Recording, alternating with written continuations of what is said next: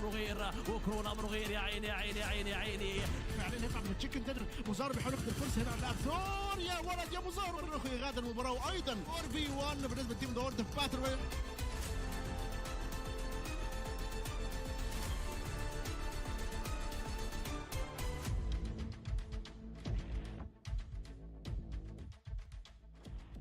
What's up, guys? Welcome. It is time for us to get into all the hot and sweaty action that this final weekend, at least for Phase 2, is going to be bringing in. Of course, we're getting ready to head into day number 3. Now, as we know, day number 3 is going to be a bit of a balanced day, right? We've got 2 Erangels, 2 Miramars, and of course, a bit of that Sanhok action coming through as well. Now, back on day 2, we had our lovely Miramar day to come in and show us what these teams can bring to the battlefield. And of course, as we know, right, it was a phenomenal push coming through from the side there of RUKH, ending the day on 57 points, 2 winner chicken dinners, and ending just 1 point ahead of FALCONS White, at least for the day, right? But as we know, we are going to be making our way through those leaderboards today here to see exactly where our teams are, what could potentially be happening here, and of course, well, we are going to be waiting in anticipation to see who's going to be the ones to step up to claim themselves those sought after, right, winner chicken dinners. But of course, well, we got to take a look at a few of the proceedings here. As we know, right, we're in the phases right now, so all 20 teams playing their way through 5 days of action for each phase. And at the end of the phase, we are going to be awarding those bonus points, after which, once we end with phase number 3, we are going to be heading right into the finals. Only the top 16 teams are going to be making it into there, and it's going to be 3 days jam-packed full of 6 matches. So a lot of action, a lot of heat going to be coming through for these teams, right? As we know, playing through the phases, they're playing 4 matches a day. Heading over into the finals, it's going to be 6. It's going to be quite sweaty. But speaking about sweat, right, they can really look to get the sweat out of the way by utilizing the placement points, or maybe getting even more sweat in. I guess it depends on how you look at it. But regardless of it, first place is going to be worth a lovely 10 pointers. Finding yourself anywhere between 6th and 16th position is not going to award you any placement, or no placement points, but you can still make up for that with eliminations. And of course, well, this is our bonus point distribution. First place walking away with 20 points at the end of the phase, and 20th position walking away with 1 point. And, well, we've got everything else in between as well. So there's always going to be a lot for these teams to play for. As we've seen in the previous season, the highest bonus points that we had was 79, right? Now, FALCONS White, they missed out on only the first phase, where they got themselves a second place finish, 19 points. Phase 2, Phase 3, last season, they were consistent AF. And, well, we are in Africa, so I guess, you know, that's where the AF comes in. Speaking of consistency, speaking about points, let's take a look at, of course, the distribution here of that prize pool. First to 20th, at least within the league phase, is going to be worth exactly the same amount, right? As the top 16 then step over into the finals, that is where we add even more to the tally. First place, of course, being worth an additional $5,500, working its way down to that 15th and 16th position, which is going to be worth, well, only $500, but the teams can still make up for that by trying to get themselves the MVP slot, right? Being MVP in 16th place, it's a weird combo. It's a really weird combo, but who knows, right? It's not impossible. Maybe it's still something that could happen. I've never seen it happen, but I'm sure it can happen. And then, of course, we are going to be taking a look at our groups in case you forgot, right? Group A over on the left-hand side, Group E over on that far right-hand side. So, of course, this being the normal proceedings, right, for the first match of the day. Group E, Blackhand, Special, Esports, as well as 77k Team, and the Vampires. They are going to be sitting out for our first match. And everybody else is going to be playing. As we get to the last match of the day, match number 5, FALCONS White, they would have already concluded their day by match 4. So that is essentially just going to be Group B, C, D, and E. So A, they only play up until match number 4. So there's going to be a lot of pressure to come through here, especially looking at a more balanced day, as I've mentioned already, right? We've got 2 Erangels, 2 Miramars. They are going to be back-to-back. So, of course, with that then being said, it leaves no surprise as to where we're going to be starting the day, right? So we're going to be kicking off day number 1, or day number 3, match number 1 rather, with a little bit of that lovely Sanhok action to get the teams right in the jungle, to get them up close and sweaty to see exactly just how prepped they are. How much VOD reviewing have they been doing in this past off day? Because I think essentially for the teams, doing as much VOD reviews as they can do to try and get a good assessment as to where to expect the opposing teams, I think that could really bode quite well for them. But, well, we're going to have to wait and see exactly what these teams are going to bring out. And of course, well, if you like to see pictures, here they are, right? It's going to be Sanhok, then a back-to-back Erangel, followed up by a back-to-back Miramar to come through. As we know, a very, very exciting day indeed. Now, we've seen a few changes, a few swaps coming through with regards to our aggressive teams, at the different places, those different maps. We've actually been having quite a bit of a dominating play come through from FALCONS White. I mean, they are the dominating force when it comes to Sanhok as well as Miramar. But when we look at what we've seen come through on Erangel, yeah, there we've got another team holding on, just holding that torch, right? It's going to be the side there of RUKH Esports. But, well, starting the day off on a little bit of that Sanhok action, I'm curious to see who's going to be the ones to kick it off, right? Who's going to be the one just to give themselves that winner chicken dinner? As we know, 77k, as well as Black, Special, and Vampires, not in match 1, so that leaves the door essentially wide open, right, for the rest of the lobby to step it up. Now, based on the teams that we have currently stepping into that match, it is going to be FALCONS White holding on to the lead with 77 total points. Of course, 2 winner chicken dinners. So that is going to be quite an interesting one indeed for them. But as we then also take a bit of a look, right, we are going to be looking at the players then from RUKH as well as RUKH Special Wave, also really keeping up the contention on that play as well. In the meanwhile, let's take a look at the leaderboards. It is going to be RUKH starting off the day with a beautiful, beautiful lead, sitting on 112 points. Now, that is the kind of lead that we want to see even more of. It's 41 points. So, FALCONS White, they're going to have their work cut out here for them today if they're going to be looking to catch up to RUKH. But as we know, FALCONS White, they're also going to be looking to try and secure their overall PMGC points. Because that's also a thing that's happening, right? The combination of the previous season and this season all lumped together. That is going to determine who will be getting that direct invite moving on through. Now, with regards to RUKH Esports, they are trailing by about 140 points, currently behind FALCONS White. So for RUKH, even though on this leaderboard they're only 10 points away, there's still quite a bit of a gap. Right? Still quite a bit to play for. Looking to see if they can actually cover that ground and do what is required if they are going to be aiming to potentially dethrone FALCONS White. Taking a look at the rest of the board, we can see a very odd position coming through though here for Greedy, for Wave. I mean, it's so interesting to see them sat right here. I mean, even 77k, right? Coming into this event, they were one of the contenders, trailing by only 14 points behind the players from FALCONS White. But now, based on how things have been going so far in the previous phase and this phase, it seems like 77k not necessarily having the kind of performance that they would have hoped to be having at this stage. So let's see whether or not they too will be able to pick it up and tighten those belts. Maybe pull up the socks and then just let it all loose. Of course, we've got Greedy and Superpower sitting tight on 30 points. And then we've got MEA Esports and Castle Black tied in 18th and 19th position. So, I mean, this is looking pretty good, especially for a team like MEA Esports. I mean, they are situated a little bit higher up with regards to their points, at least for this phase. But what I'm curious to see, though, especially for a team like MEA Esports, right, with regards to the overall standings, they are currently trailing by, well, 24 points, right? They're trailing by 24 points. So I'm curious to see whether or not MEA Esports are going to be able to lock in those 24 points, right? As I was saying over on day 2, the moment they can close that gap, taking leaps further up the board, it's going to be so much more accomplishable for them. So I'm really looking forward to seeing what they're going to be bringing in. And of course, now, as we know, we have our top performers when it comes to the map of Erangel. RUKH Esports, as I've said already, they are the dominating force. You can see them sitting with an average of 9.3 eliminations when it comes to Erangel. The closest that we have then to them is then, of course, the players coming through from Clear Vision. So Clear Vision, with their overall performances with regards to the Erangel plays, the amount of total points they have, they are sitting on 93. So that means they've got 57 eliminations. And now, if you divide that by the 11 matches that they've played, well, that it finds us more or less over there, right? Looking at RUKH Esports, they've got 93 eliminations out of the 10 that they've played. They said with 23% success rate over on Erangel. The World of Battle also bringing up quite a substantial play, sitting on 5.1 average. So again, that is very, very good for them.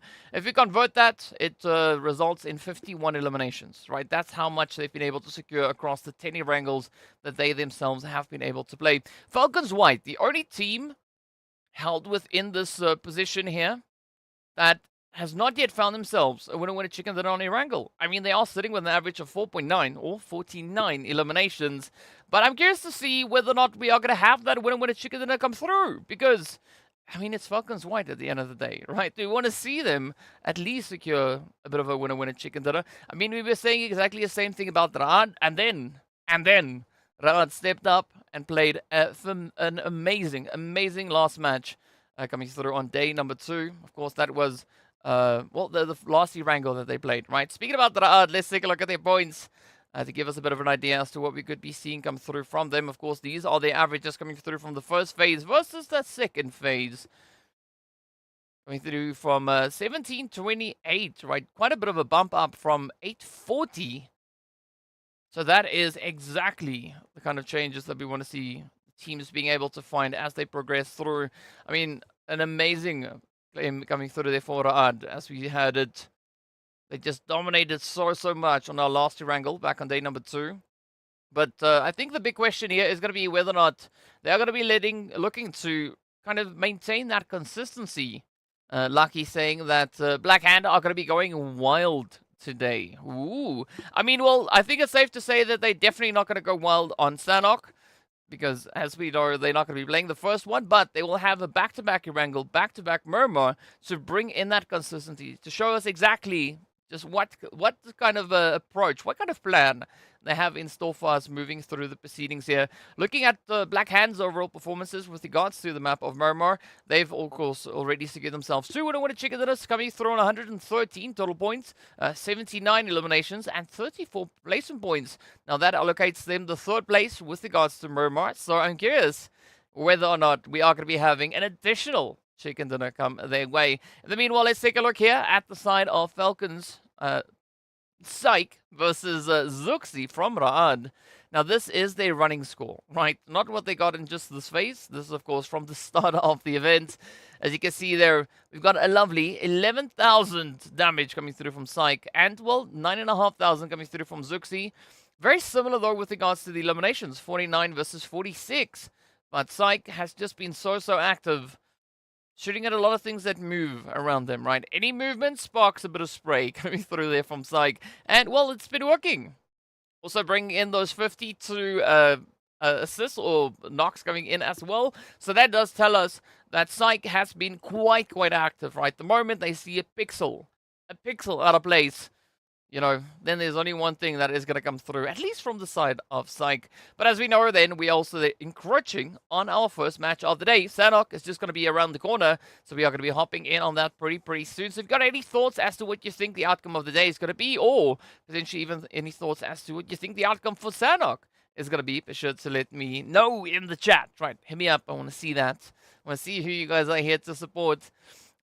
We did get a shout out coming through for XENON before the storm, before the stream went live. Yeah, before the storm went live.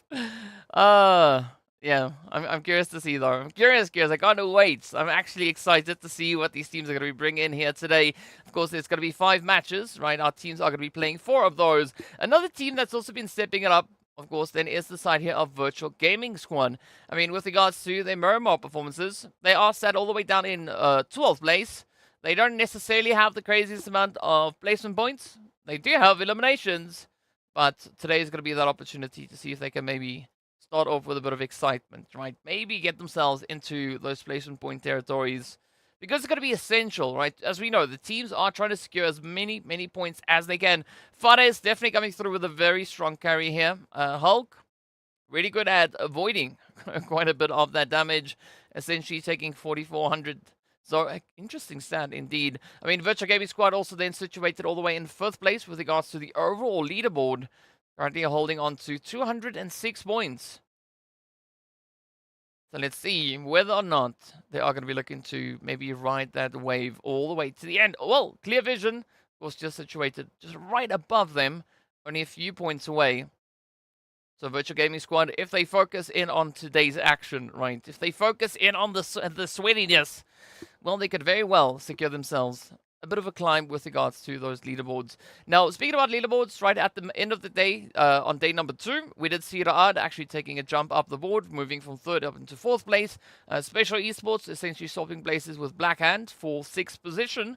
And then Superpower and Smash also having a bit of a swap. Rooney all the way down in that 17th, 18th position, also just swapping places there, trading things as we go about.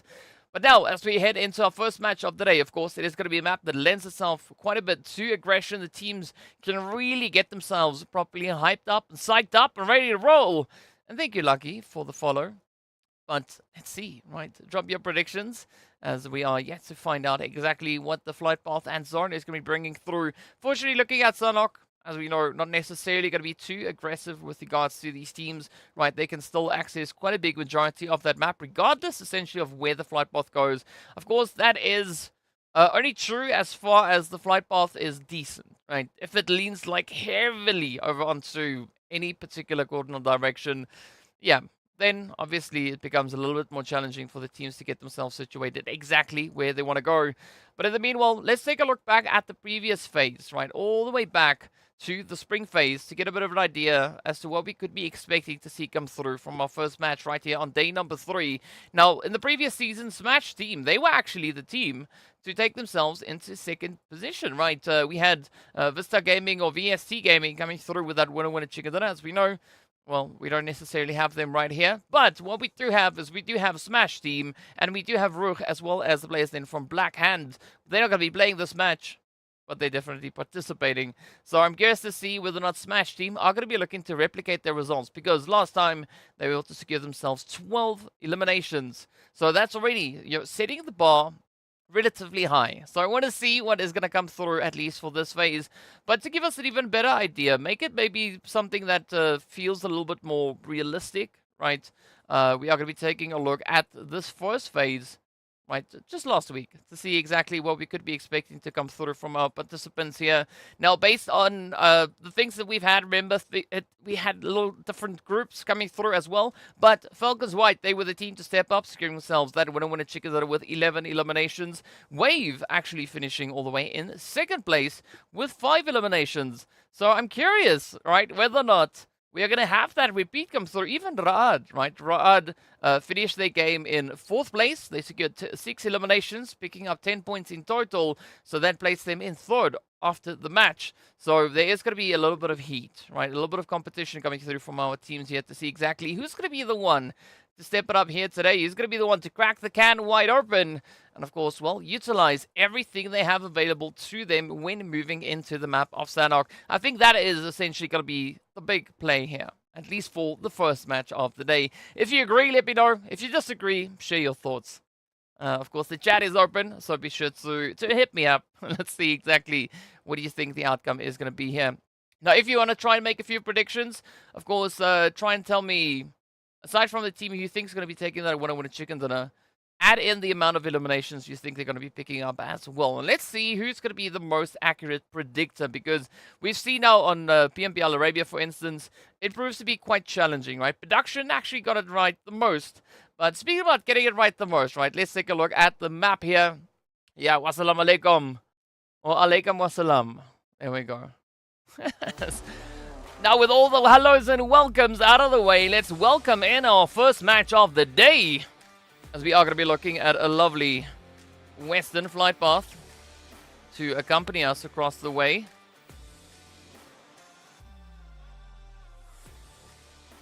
So the team's now going to get themselves spread out, dispersed, and ready to roll with the action. Maybe even ready to roll with the punches. Damar saying that it is going to be RUKH Esports. All right, all right. We'll take it, we'll take it. RUKH getting consistent placement so far. Yeah, Bolos, that is very, very true. I mean, RUKH really just kicking into high gear. Especially based on what they were doing back on day number 2, right? A really, really strong day for them. I mean, they even outpaced FALCONS White. So that in and of itself is also quite a bit of an indicator that RUKH are here, and they mean business, right? RUKH Esports will definitely perform well today. All right, Damar, let's see whether or not that is going to be the case. Right, so nice zone is going to be finding us pretty much centered up around essentially nowhere, right? We got Quarry close to center. We've got the Bootcamp Hills close to center. We do have a little bit of action now brewing right here into Paradise, but also looking at what we had over towards Quarry. The Castle Black, they have a little bit of opposition there being held by the side of Clear Vision. So let's see where the first blood is going to come from.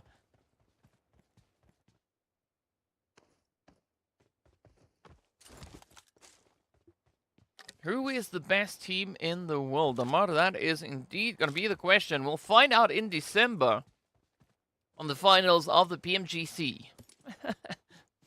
You're going to have to wait a little bit. Right, it's a little while away until we'll have the answer to your question. But what we do have the answer to, though, right now, is where our first blood is going to be coming through. Of course, that is going to be Wave losing Zizal. Just on the outskirts here of by none. So good start coming through from Arab Gold. And let's see what Wave On are going to be doing in response. A little bit of that early game aggression coming through.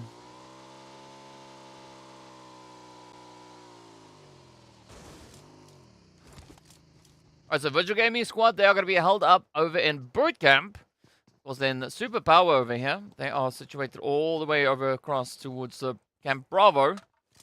They do have Ra'ad, at least 2 players from Ra'ad, just situated to the north.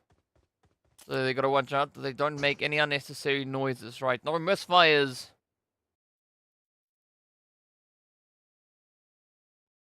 Yeah, Damar, that's not a simple question to answer. That is not a simple question to answer. In order for me to give you an appropriate answer, I'll have to go and watch all the current PMPLs. Oh!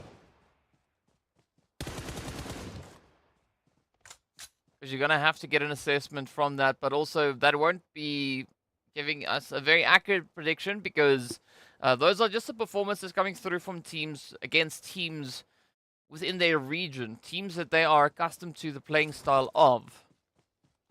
Right. Once we step into the global stage, that is where you really get a good taste as to what all these teams are capable of, right? How they compete against the other regions, the other territories. So, for now, if you ask me who's the best, I mean, I'm going to go with whoever won the BMGC back in 2023. Back in 2022, rather. Right, that is going to be the clearest answer to that question.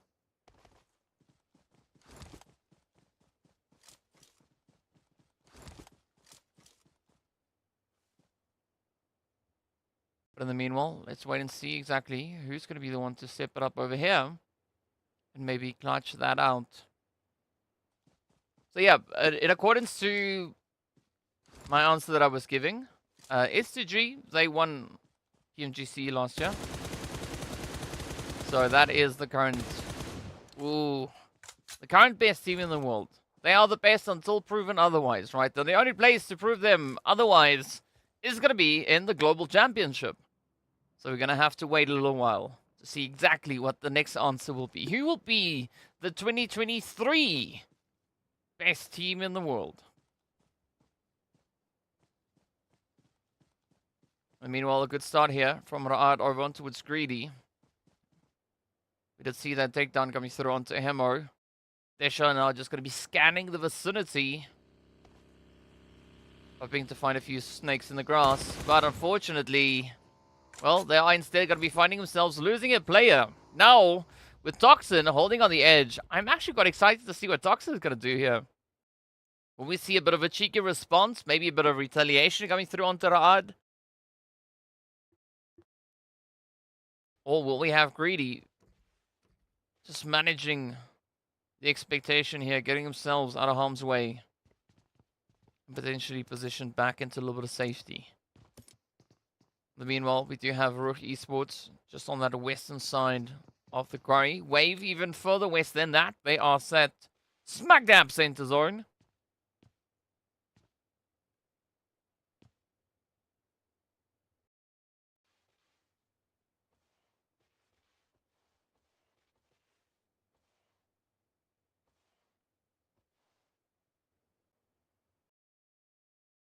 for the time being. Nice little bit of tranquility has found its way across.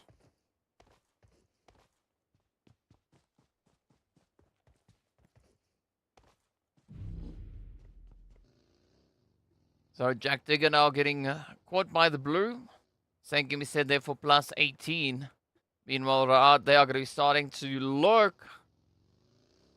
Ooh, looking for a bit of an opportunity. Could maybe find a bit of superpower, but Alpha Logi.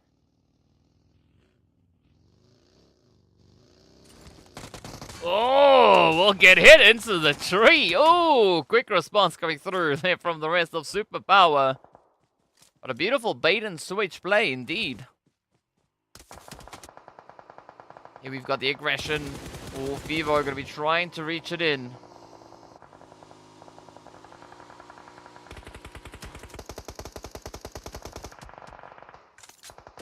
A lot of awareness now being shown here. Great coverage coming through. Ooh, Berlin. Trying to get a little bit cheeky.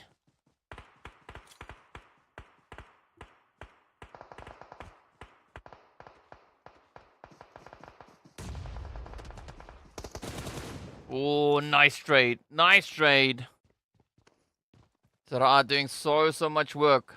Trying to wrap all the way around. Trying to get themselves right in that hot and pressure spot. But Reno could find their ticket right here. Still got to watch out for Ninho. Still got to watch out for White Boy. But of course, those are the final two remaining players now. Alpha Luigi is going to be bleeding out, but there's going to be no opportunity to get them properly rezzed up.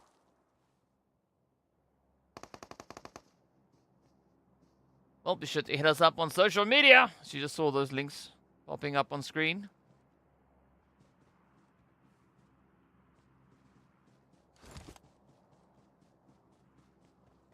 Exodia saying that I believe WBG is the best in the world right now. WBG? Question mark?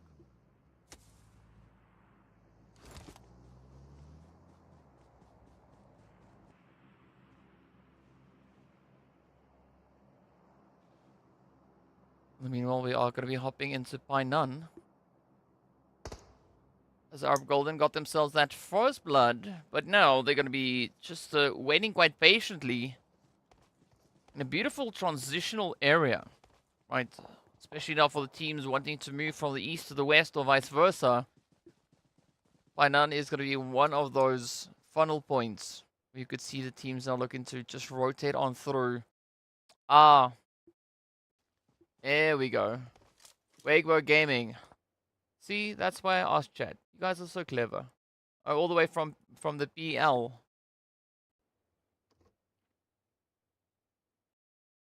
I mean, they did a decent job. I'm not gonna lie, it looks pretty good. 120 total points that they got in the BL.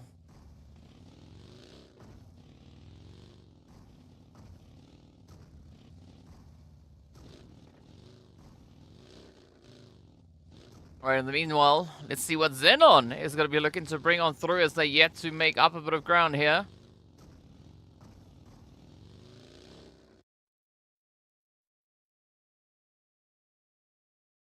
RUKH Esports also going to stand all the way over onto that far eastern side.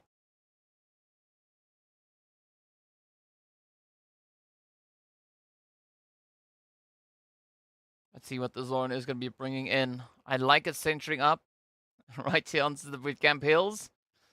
Ooh. Alright, Jack Digger, they're not going to enjoy too much of that though, as they are going to be just focusing forward. They do have a knocked player to look to worry about. But +18, also in a very difficult spot there, only sitting with 2 players left.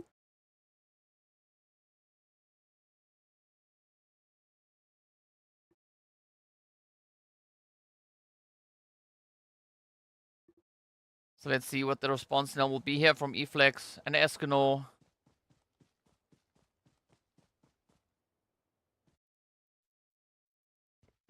Have quite a bit of a way to go. They still need to get themselves out of trifecta. And they've got just over 30 seconds left. And that zone has shifted all the way down to the southern edge. So it's not going to make things any easier for them. RUKH also now experiencing a little bit of difficulty, as they too have just flung themselves off of a height. Or maybe out of a vehicle, trying to get themselves beautifully situated. But now it's going to be play time. Go time, XENON. Down they go as Perks and rushes on through. E-Flex going to be feeling that heat, that pressure. Yep. Down they go. Jack Digger locking onto target. Beautiful showing of aggression coming through here from them.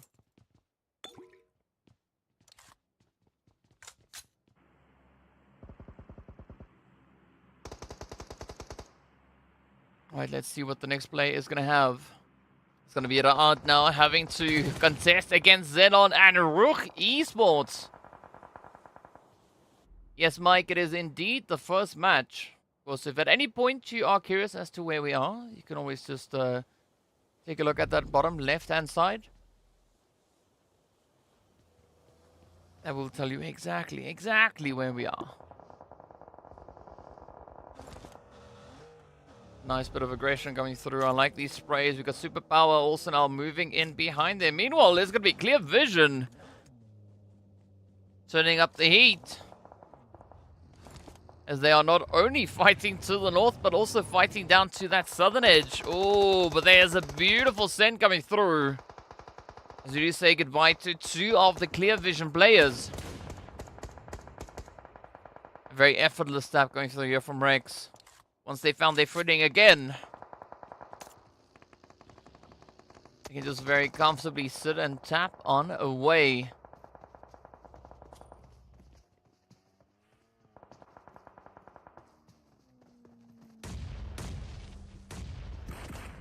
Clear Vision.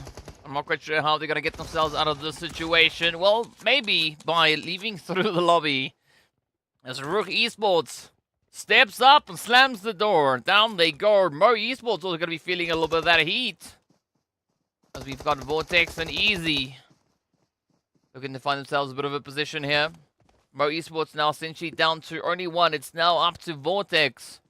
As you can see, they have themselves situated out in the blue. Not going to be an easy rotation to make, especially not with Virtual Gaming Squad holding on to the edge. FALCONS and Jack Digger also just getting into a bit of an altercation over on towards that western side of the zone. Superpower, well, they will get closed off as we are down to 13 teams. RUKH Esports not done just yet. Oh, now having they go at a bit of rather Castle Black. But it's down to default. It's a 1v1 showdown. It is Faker and default, at least on the front line. We still have SAFG coming in from behind, so this could be a nice bit of continuation coming through now, as Castle Black are going to be looking to tighten the reins.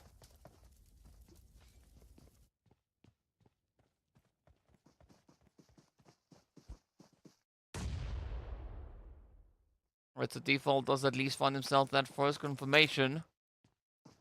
That is only one down, a few more to go. Oh, SAFG and Faker playing the upset. MEA Esports also going to be falling to the blue, but what a rush. That is RUKH Esports out with 3 eliminations. Great to see these tables continuing to turn. Marshall and the rest of Smash now also just held up towards the northern edge. Oh, Virtual Gaming though. They got to really begin to get the jump in on the World of Battle. We do say goodbye to Smash as they leave with 4 eliminations up. Blue Zone getting the better of them. Same can be said there for Jack Digger.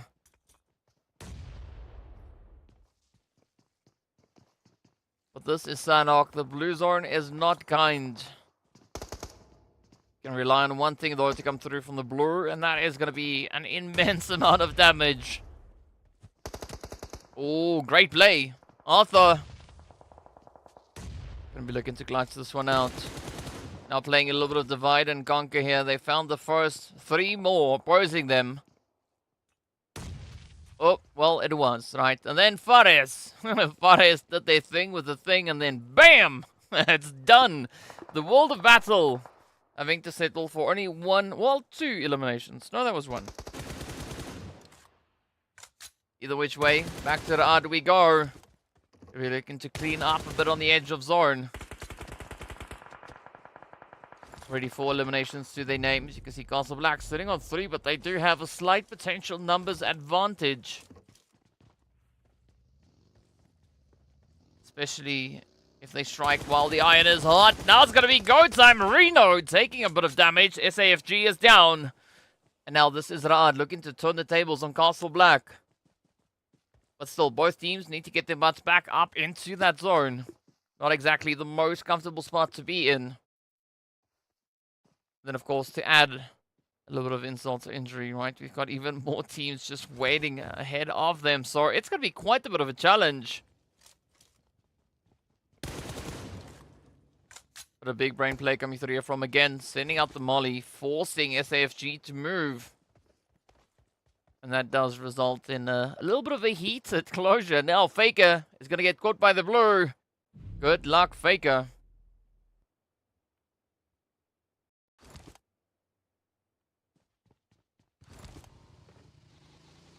Ooh, alright. Some cheeky parking coming through from RUKH as well. That's just going to be enough to get them just to the edge of zone. Okay, now having to work their way through the water. Yep, that puts them in a very vulnerable position as, of course, it is going to be FALCONS to swoop on in and end the run there for RUKH. Down to the final 7 teams we go. XENON down to 1. Greedy down to 1. Castle Black also still just holding on with 1, but that is going to be Faker. All the way out in the blue zone. It's not going to be an easy rotation. Meanwhile, up in zone, Arab Golden and, well, the Falcon squad.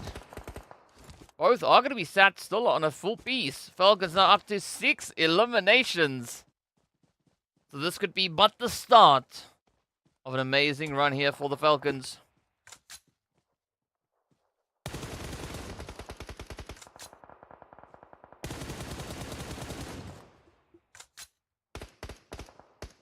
Very widespread being held there by the Falcons, as we can see as well, right?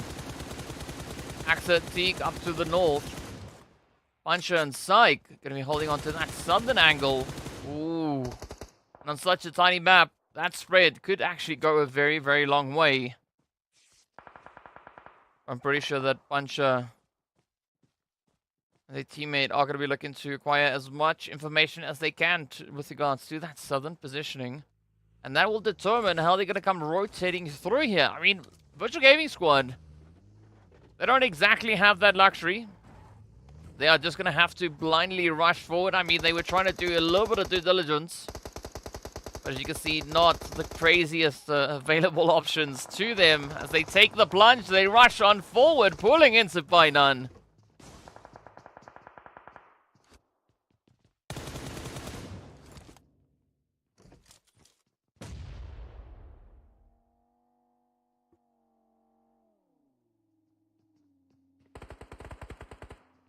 Now we enter a little bit of a standoff on either side. We got XENON, Virtual Gaming Squad. And a wave held over towards the eastern side of Zorn. Ooh, Falcons and Arab Golden. Gonna get right down to business over towards the western front. Ooh, could that nade be the reach? No, but it gets really, really close. Oh, instead, it is gonna be the mollies to follow through. You tell no. Trying to get the Riz up on towards Iron, but instead the nade comes through. Now it's down to Hazem. Yeah, Arab Golden maybe biting off a little bit more than they could chew. As the Falcons show their determination, coming through with double-digit elims. Virtual Gaming Squad still holding on to a decent angle. They do find Marshall though, so that is going to be the end of XENON.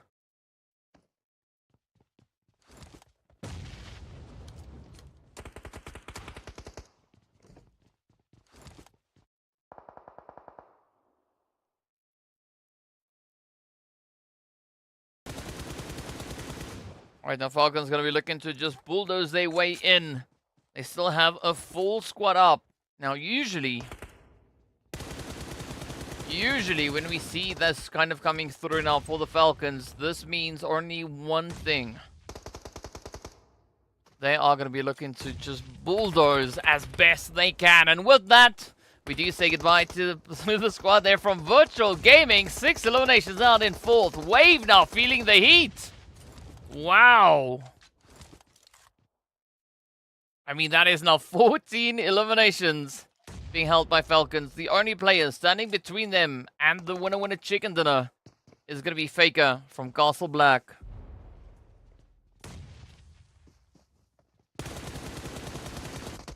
Oh, just quick reactions going through as the Falcons swoop on in, claiming themselves the winner chicken dinner. You can hear the celebratory shots going off in the background. So very, very happy day as Falcons White kick it off with an amazing start to the aggression here. Just gotta love everything they've been doing. 15 eliminations in 21-64. A very, very healthy dose of aggression coming through from Falcons. But of course, no surprise really, because it's the map of Sanhok, right? A map that lends itself to that aggression. So what an aggressive start that was coming through from Falcons. Again, now we're going to see just how far they are going to be looking to push the envelope. Because as we know, right, they're going to be starting on match number 1, and they'll only be finishing once they hit match number 4. They're not going to be taking any breaks in between. So this could be a potential setup now coming through for Falcons White, right? This could only but be the start of what we could be having for the remainder of the day, at least on the Falcons White side, right? Mo, Raad, they tried Raad actually not having too bad of a run, coming through with their, 6 eliminations in this past match. So still a very valiant effort coming through from Raad. But as we know, Falcons White, they are essentially chasing that top position. They are looking to just take that away from the side of Raad. So, I mean, if this is the kind of momentum, the kind of push coming through from the side of, Falcons White, well, it's only going to go one way. As you heard, we are going to be hopping into the highlights, so let's enjoy.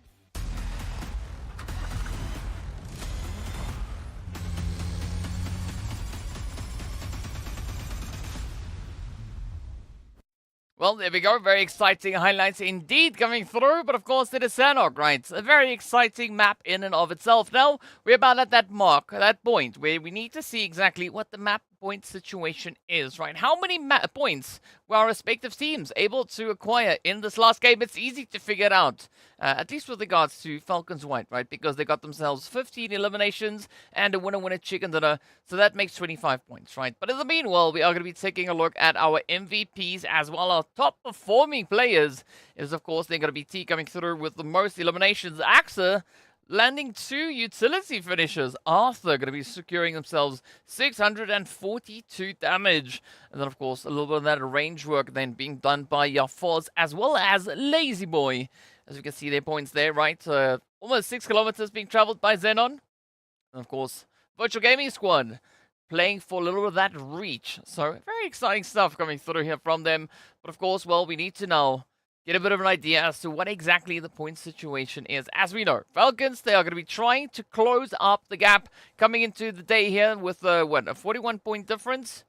If I'm not mistaken, I believe it was something like that, right? Of course, we are going to be hopping straight on in to see what the situation is, whether or not we've had any major shifts with regards to those leaderboards, as Falcons are not the only team currently chasing points, right? We've got more teams looking to secure themselves a few plays. First up, let's start with a bit of that aggression.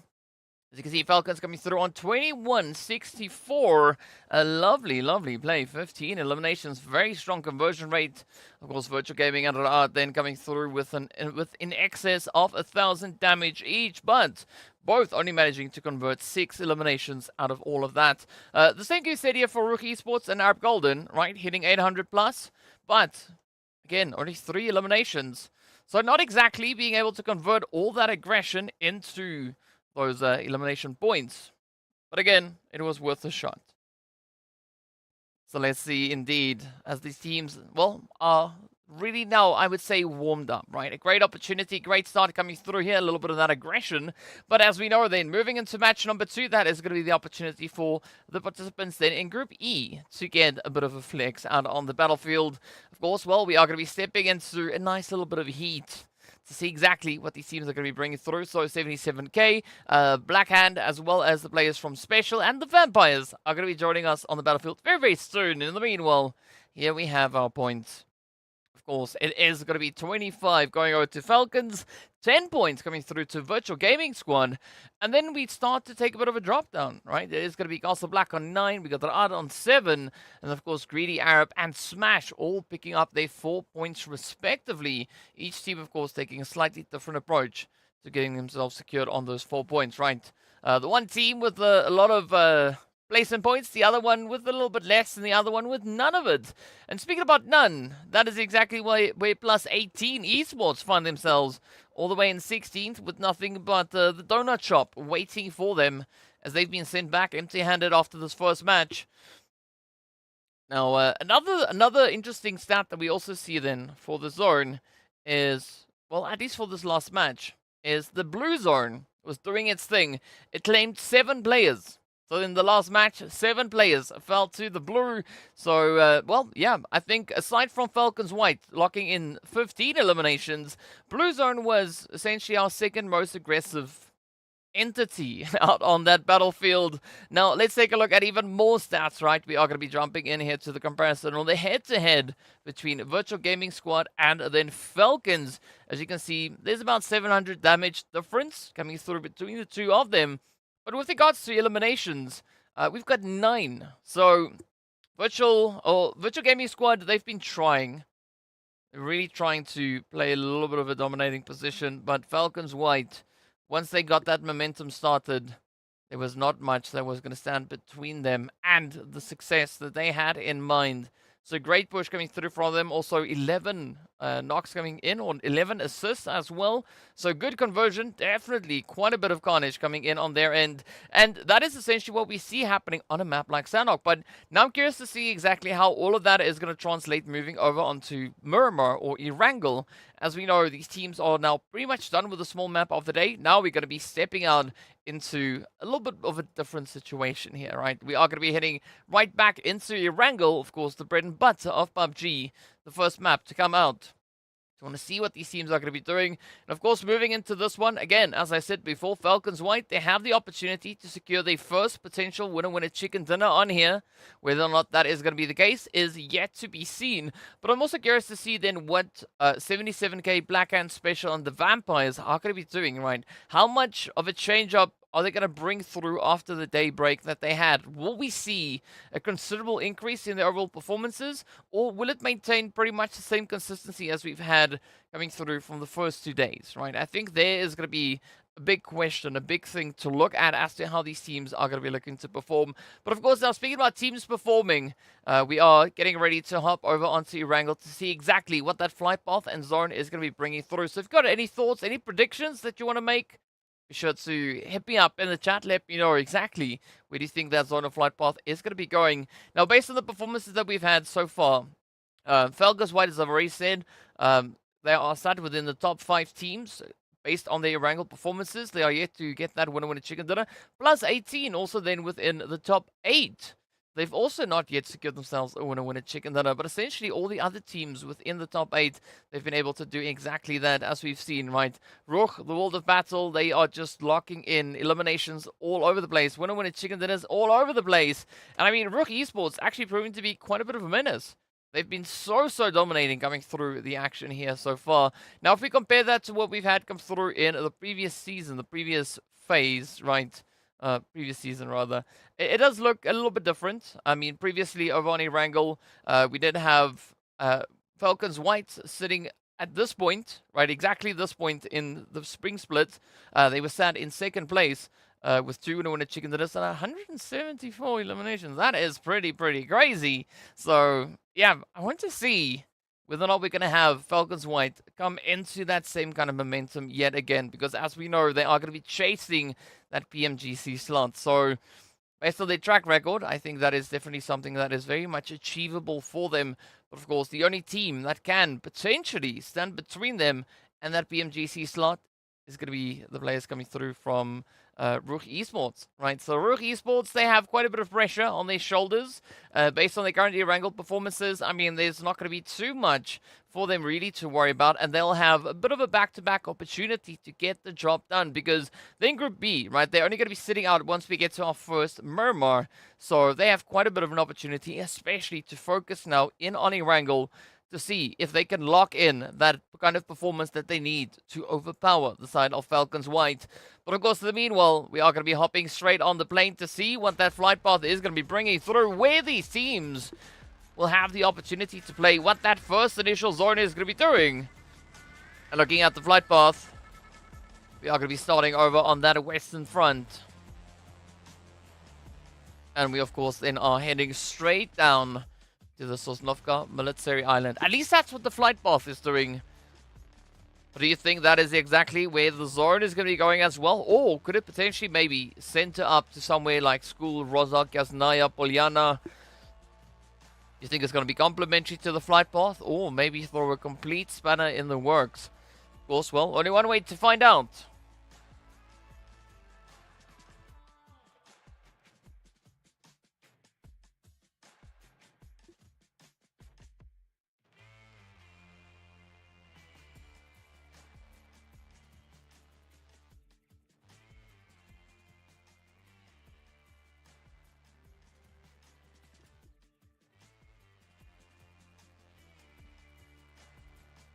Bonsoir, Abricane. I think that's how I say your name. Abricane. Coming through on Facebook. I'm trying French, right? It's not exactly a language I'm proficient in. But it is what it is. In the meanwhile, speaking about what it is going to be the Zord now set up in towards the northwestern side. Centering up on Everest. Ooh. I think this could be a very, very interesting play indeed. Of course, 77k plus 18, and a few other teams now find themselves just on the outskirts of zone. Jack Digger pretty committed to getting himself situated all the way into that military base. But speaking about base, it is going to be RUKH Esports and XENON now fighting for access to move over into the Georgiable container yard.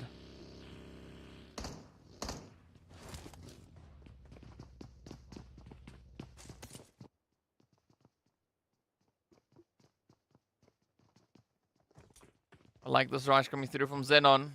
They've been able to isolate at least one of RUKH. So a very, very bold play coming through here from Default. Not quite sure why they were looking to risk it. But speaking about risking it, we do say goodbye to Mo Esports. They've been going at it here with Black Hand. As you can see, Black Hand also biting off quite a bit of a play. Essentially getting reduced down to 1. So Mo Esports getting really, really close. As did RUKH Esports here. To a bit of that aggression. They have said goodbye to Default. But now they have the opportunity to relocate themselves. Maybe rotate all the way back in towards Severny. Go about their loot business. And then come back much, much stronger. Moving into the preceding phases.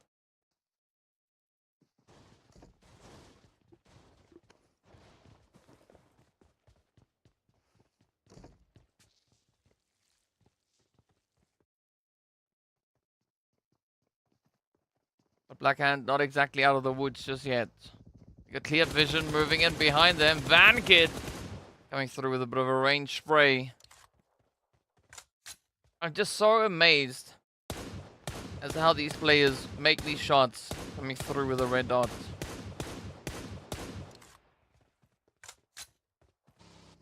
I mean, if it was me, the shots would have been all over the place. So mad respect going out to them.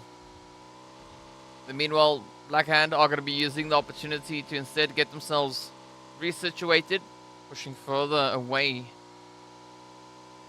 Maybe trying to get to the opposite end of that Potato Hill location. Well, if they do that, they could of course find themselves bumping into Greedy and potentially even the World of Battle. But that goes for whichever rotation they choose to take. I mean, if they go to the northern side of Potato Hill or that southern edge, either which way, they are going to find quite a bit of opposition waiting up ahead. In the meanwhile, one team that is currently not all too faced with opposition is going to be side of FALCONS White, all the way down into Malta.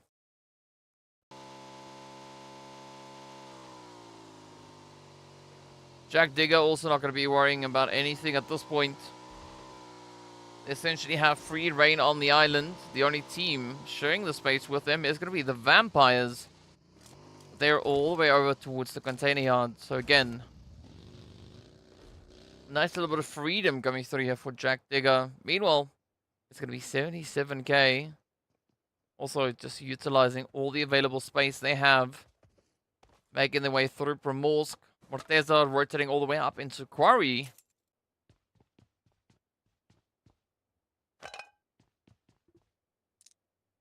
It's a good push coming through.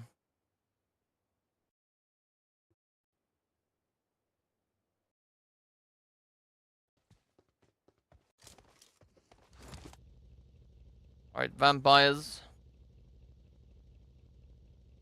The team at this point in time that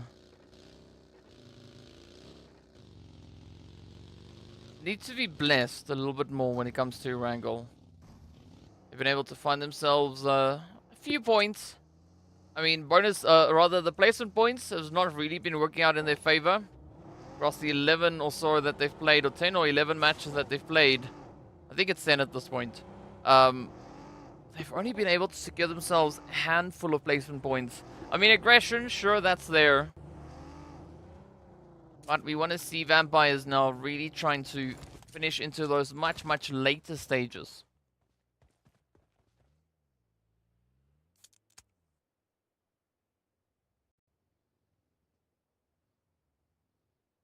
It's currently coming through. They do have 23 eliminations and 6 placement points up.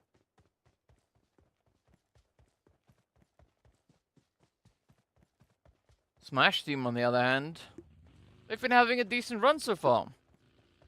Right, nothing that you can really fault. I mean, they've not exactly had the opportunity for a bit of a winner chicken dinner. But they've been showing some consistency, definitely locking in those eliminations on a somewhat regular basis. Speaking about regular bases, it is going to be the players here from RUKH Esports.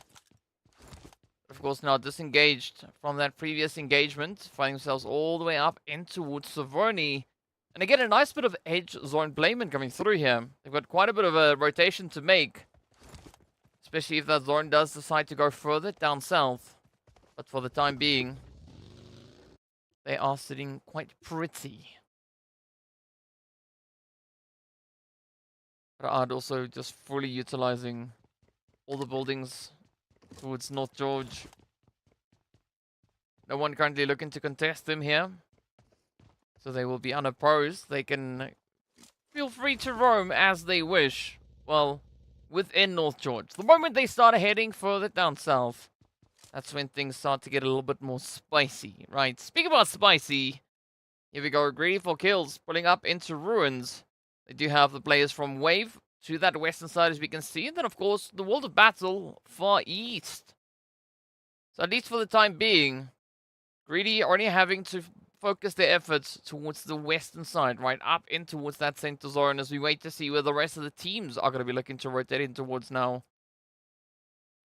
So Jack Digger, 77k plus, Special, and many others are taking the approach. Fortunately for them, this is still the early phases. So Blue not necessarily going to be as chaotic. Oh, but that zone shift though. Yeah, that's going to be shining a little bit of light now over on towards Ra'ad. So they could probably be prepping themselves up now for a little bit more company rotating their way. Also think things towards that southern side of zone, on the opposite end of the pond, right, is also going to get nice, hot, and sweaty. But let's see who's going to decide for south, who's going to decide on that northern split. But this is a great opportunity. Ra'ad now can just fully utilize the available time to fortify themselves, to ensure that they've got the angles they need. And then, of course, they got to defend.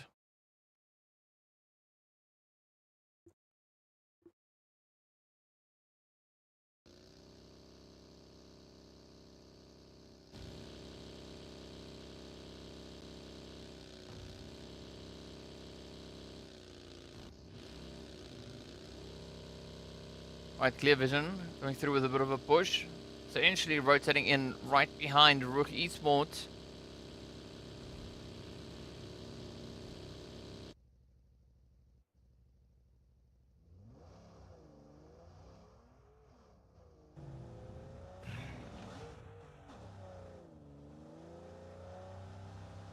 Jack Digger currently our most southern team. Team essentially the furthest away from the zone. As they are in a bit of a race against the Vampires and Black Hand, who also find themselves quite some distance away. Ooh, but the more immediate threat now here for Jack Digger is going to come through from +18. Ooh, look at that though. The southern edge of zone. Up on Everest. We do have Wave and 77k now picking a bit of a fight. It is a nice utility exchange coming through between them. 77 now down to only 1. Let's see whether or not Fajita can survive the heat being brought through here by Wave. They're going to be pushing in on the back end. Falcons also now sneaking on through. Oh, good trade. But unfortunately, Fajita will go down as the S12K comes through. Petrox is hitting that last nail into the coffin. Good defense though, Petrox. Did you find Puncher? So Teak and Psych are not necessarily going to be having as comfortable of a push climbing back up that hill.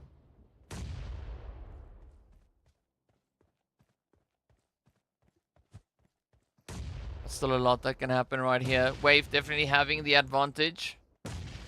Ooh, that nade just slowly rolling down. That could actually be some good placement, but fortunately for Falcons, they do have Psych sneaking in behind them, and it is go time, picking up 2 for free.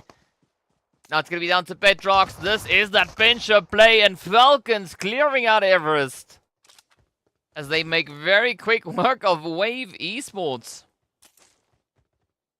Now we still have 13 teams left. Falcons, Jack, and Special still having to rotate up from the southern edge. But the container yard's still going to be a viable option to try and rotate into. Meanwhile, clear vision. You're going to have to keep a clear head, right, as to how they are positioned. Smash team moving in just behind. What a one shot, already knowing that. Let's see, are they going to look to push? Maybe wait to see if they can maybe trap the side of Smash.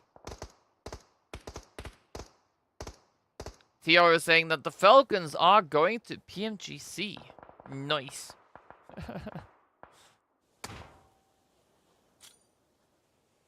I mean, especially based on the current momentum they are playing with here today. If they are able to uphold this for the remainder of the day, I think they could be solidifying that. But of course, as we know, things can change at the drop of a hat. In the meanwhile, the world of battle finds themselves a little bit of that greedy opportunity. They do say goodbye to Hazem though, but now the odds are evened. It's going to be a 3v3. Oh, Arthur trying a bit of the utility prep, but unfortunately not finding the angle. Instead, they will go down as Greedy rush on in. Nasser gonna come flying down the hill. Muhammad now having to patch themselves up. While Midor tries to play the defensive angle. Good nade though.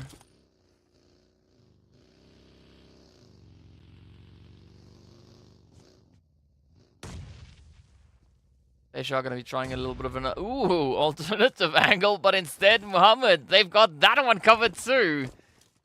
Now it's down to Hemo.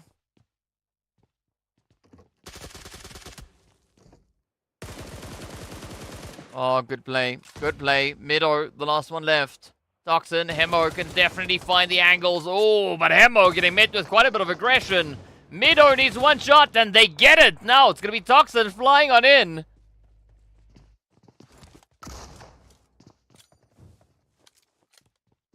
So Mido v Toxin.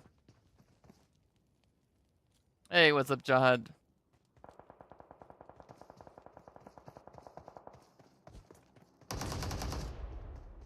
Up comes the rush. Ooh, who's gonna get it though? It's between Mido, Toxin. Both now just trying to fire their way through. Meanwhile, we do say goodbye to the vampires. A smash team now just to send down upon them. Out they go. Oh, Toxin. Gotta watch out. Ooh. Oh, very good play. Yeah, so the world of battle, they will go out with 1 elimination up. Greedy though, they are gonna be sitting up here with 4.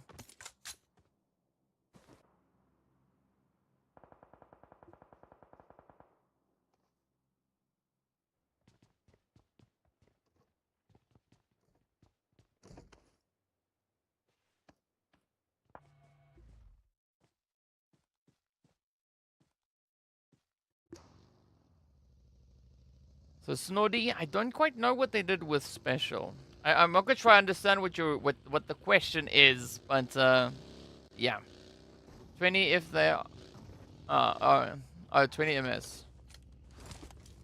Alright, so that is to on Teaston as well as Master Bruce.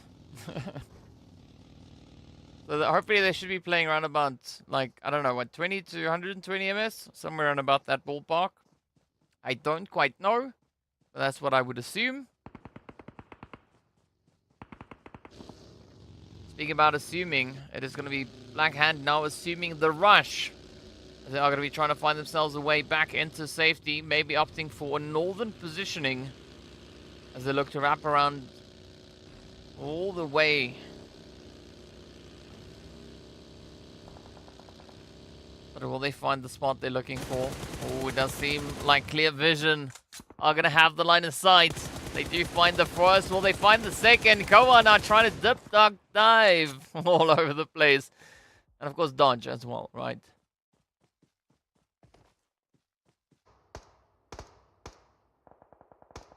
Alright, so currently within North George, it is going to be Smash, Raad, RUKH, as well as Greedy and XENON. Looking to lock it down.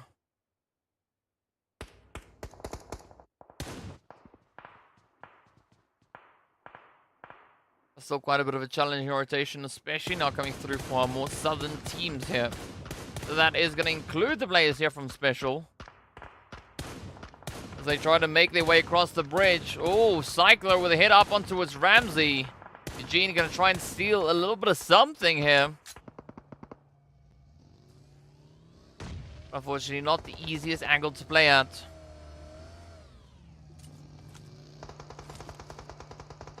A little bit of contention being had over on towards the edge of zone. At least on the eastern front. Clear Vision trying to get themselves situated up in zone. Plus 18 though, trying to secure themselves a few elims.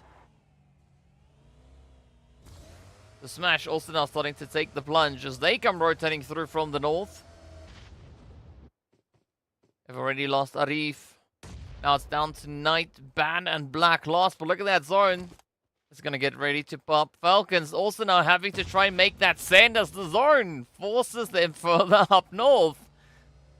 Oh, but Falcons also almost managing to cross that waterway. Just in one quick jump. VanKid now letting it loose. Could they find the needed trades? Essentially, it is going to be a 3v3 here.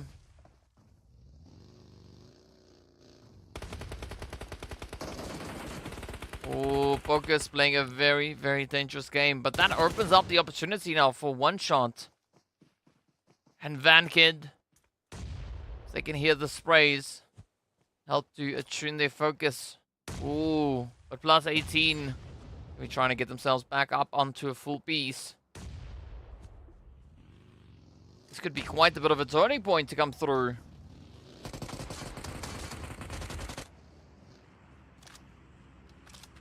Great consistency coming through from plus 18. They're not going to be backing out of this opportunity. Neither plus 18 nor Clear Vision have a clear, secure position, at least on the edge of zone. They are going to be trying to play this as aggressively as they can.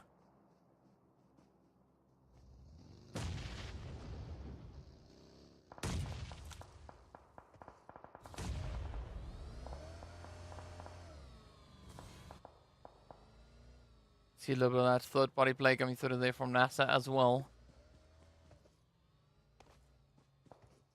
The focus now just trying to ensure that they have their backs covered.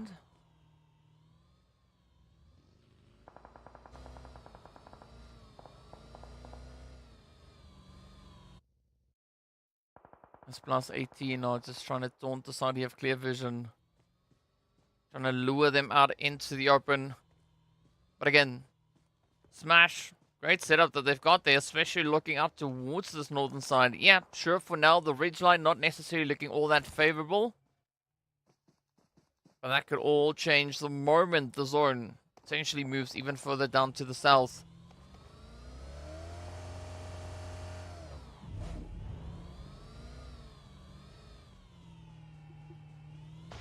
It's the Black Hand going to be taking the push going through from the western side. Meanwhile, down onto the southeast, it is going to be Falcons. Looking to find a bit of an opportunity here onto XENON. AXA is down. Psych, Puncher, Teak now. They need to squeak their way through. Of course, it is going to be XENON now to heavily defend the passageway. It's not going to be an easy feat if Falcons are going to be trying to contest this building.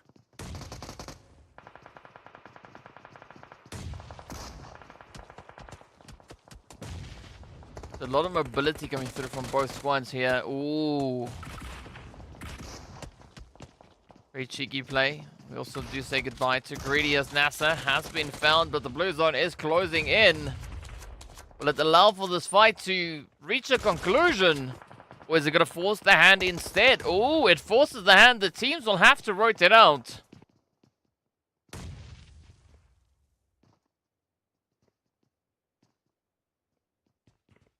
Clear vision also getting picked up. Down they go. So the north now freed as +18. Have a bit of an opportunity to get themselves now back on their feet, coming through with that full squad. While everyone else is dominantly focused down onto the southern edge here. Hand special yet to rotate up as well. RUKH Esports going to be holding on to the very edge, but now it's going to be Jack Digger.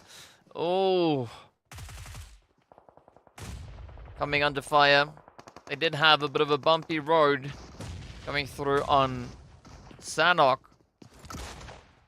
Very similar thing happened then. Oh, but Campers are going to be lucky to stop that. Not waiting for that to be the case here. Now Psych down to 4 eliminations. Oh, there we have it. XENON jumping at the opportunity, and of course now Psych we're looking to create a bit of a gap here. Unfortunately for Jack Digger though, Camper is going to fall, and that means their end. 9th place, under 3 eliminations. Not exactly a bad run. Jack Digger at least still locking in a decent amount of points. But now we are yet to see what... No, never mind. Down goes Black Hand as Mozero has been spotted. And that is them out with 5 eliminations. Now it's up to RUKH Esports, Ra'ad, as well as Special over on towards the southwestern side. You can see up on the minimap, things looking pretty compact here.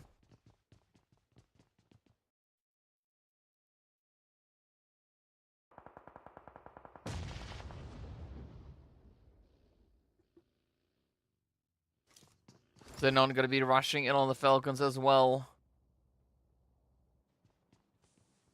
But Falcons down to 1. So not quite sure how long Psych is going to be able to survive. You can see XENON actively searching for them. But they're not going to stop anytime soon because they have the position in zone. So there's no need for them to focus on anything other.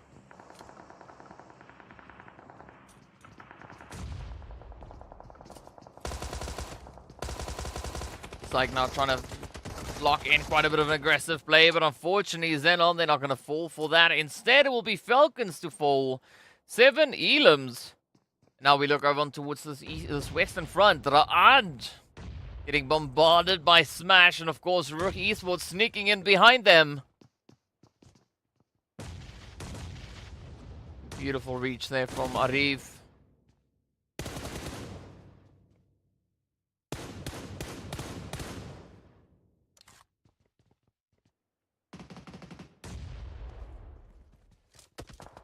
Smash team looking to get quite aggressive here.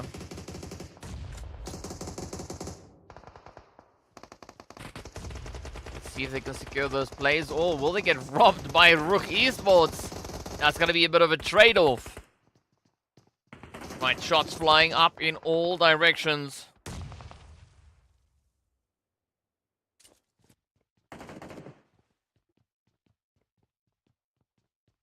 Smash. Definitely a team that could benefit from having an exciting play here.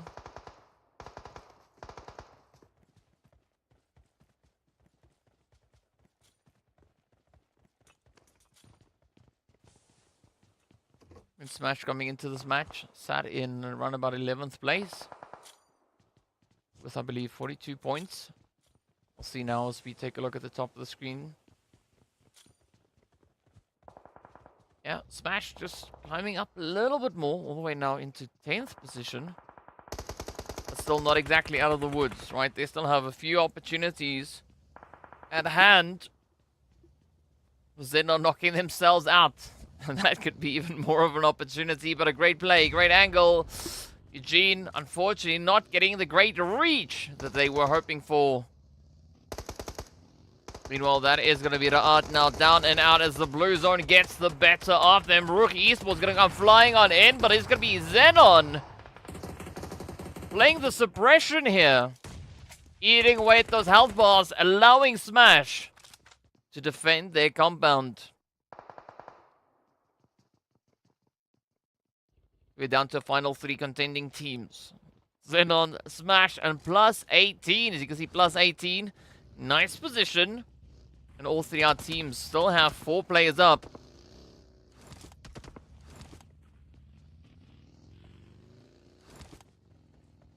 Two eliminations different currently between XENON and +18. And 3 elimination difference coming through between Smash and XENON.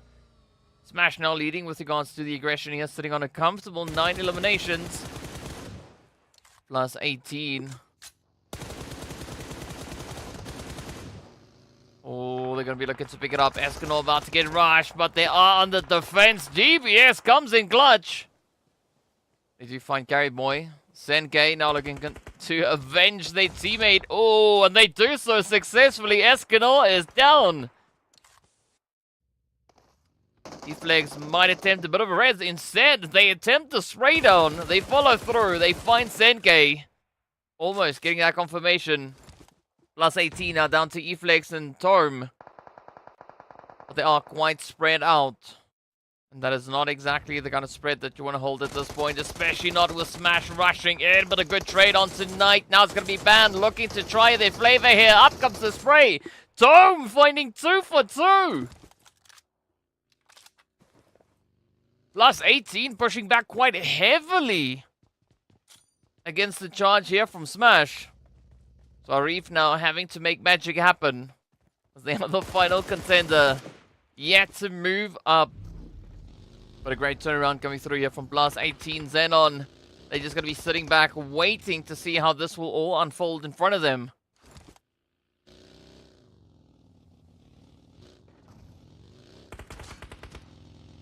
Felix now just securing a few of these eliminations.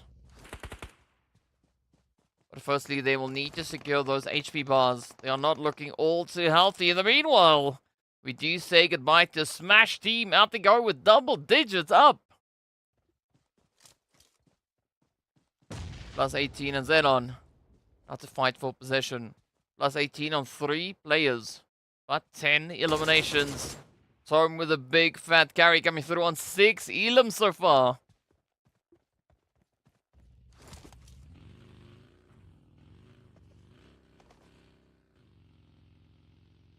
XENON left with Marshall and Lazy Boy. They have 6 eliminations in total as a squad. But let's see what Marshall and Lazy Boy can do. Lazy yet to find a few eliminations.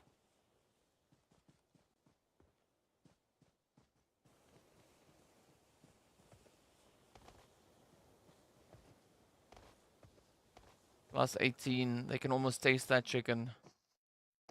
All they gotta do now is try and just leverage their numbers against the side here of XENON. But eFlex playing a very risky spot. This, of course, is phase number 9, right? So there's going to be no more zone shift. It's only going to be blue zone closure. But this could be a golden opportunity now for +18 to potentially secure their first chicken dinner in this phase.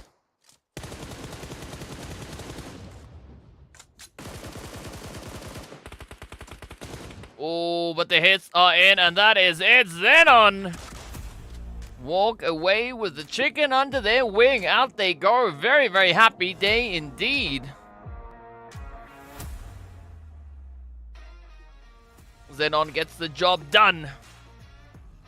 So giving themselves a good finish, despite the fact that they had only 2 players left to play that last little bit of a stretch. But 9 eliminations and 1596, looking very, very good for XENON. Just gotta love the way they play the action here. Very exciting one indeed. But I mean, that was a good step up though, coming through from the side of XENON. I mean, well, that also then elevates them up into 5th place with regards to the lovely, lovely Erangel. Now, as we know, right, the first Erangel of the day done and dusted. We are not done just yet. We have yet another one coming up right after this. But before we get there, of course, we're going to have to take a look at a few of the amazing highlights that we had come through from this last match. And then we are going to be getting into our MVPs, our damage graphs, as well as looking at our match points and to see how all of that impacts the overall standings. So let's enjoy the highlights.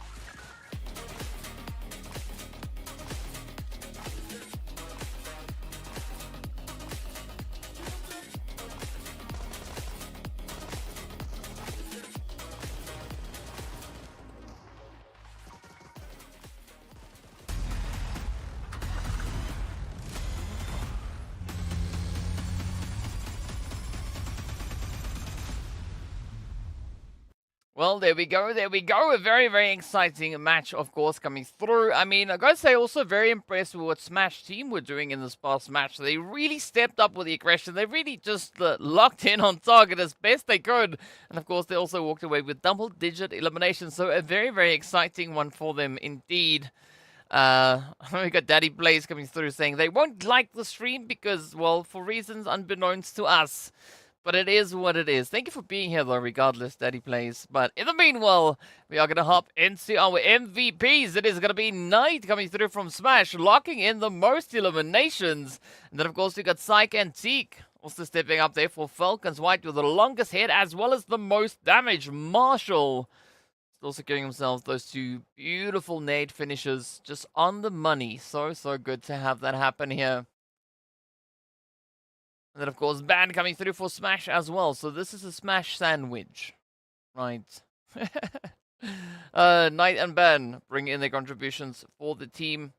But very, very exciting plays indeed. Of course, now we've seen who our MVPs for the match are. Now, next up, we are going to be taking a look to see exactly what the damage graphs look like, right? Because we've seen the eliminations. We've seen the numbers that these teams were able to pack in. But how did they get there, right? How much damage were they doing and how much were they able to convert into those eliminations?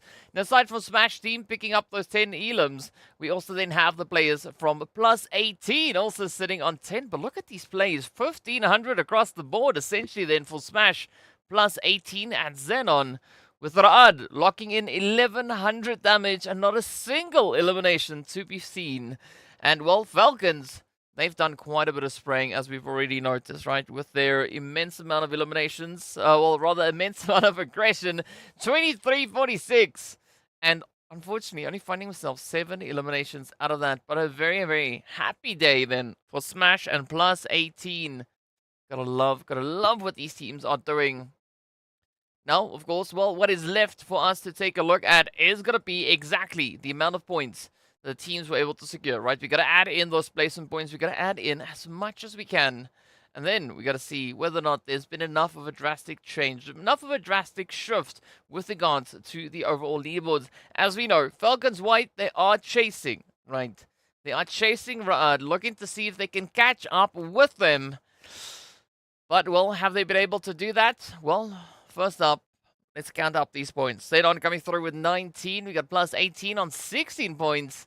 And then, of course, Smash Team. I almost said Smash 18 coming through on 15. Oh, so exciting to have it here. Of course, the team's really just capitalizing on the aggression. We also then have Falcons coming through with a very decent dose of that aggression. 7 elims.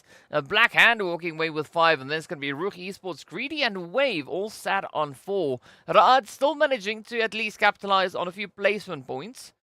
Finishing all the way down in 5th place. Does award them 3 placement points. So that is going to go a long way for them. Unfortunately, the Vampires, they will not have that luxury. As instead, they will have to come to the donut shop. And, well, fill their bellies in the meanwhile. Right, now that is essentially where we have our teams with regards to the match, right? What they've been able to do so far. Whether or not we are going to be taking a look at the overall standings for this phase, I don't quite know just yet, but we are going to be finding out very, very soon whether or not that is going to be appearing on screen. But in the meanwhile, we are going to be prepping ourselves now for match number 3. Of course, we're heading right back into Erangel, but the difference being that we are going to be welcoming in the players then from Group C, right? Or rather, Group C, they're going to be having a break. Yeah, Group B, they are going to be joining us. So that is going to be Arab Golden, Castle Black, as well as Superpower. And then, of course, the players coming through from Virtual Gaming Squad. The teams from Group C are going to be Clear Vision, Jack Digger, +18, and XENON. They're going to be having a bit of a break, and we'll see them back in our first Miramar of the day.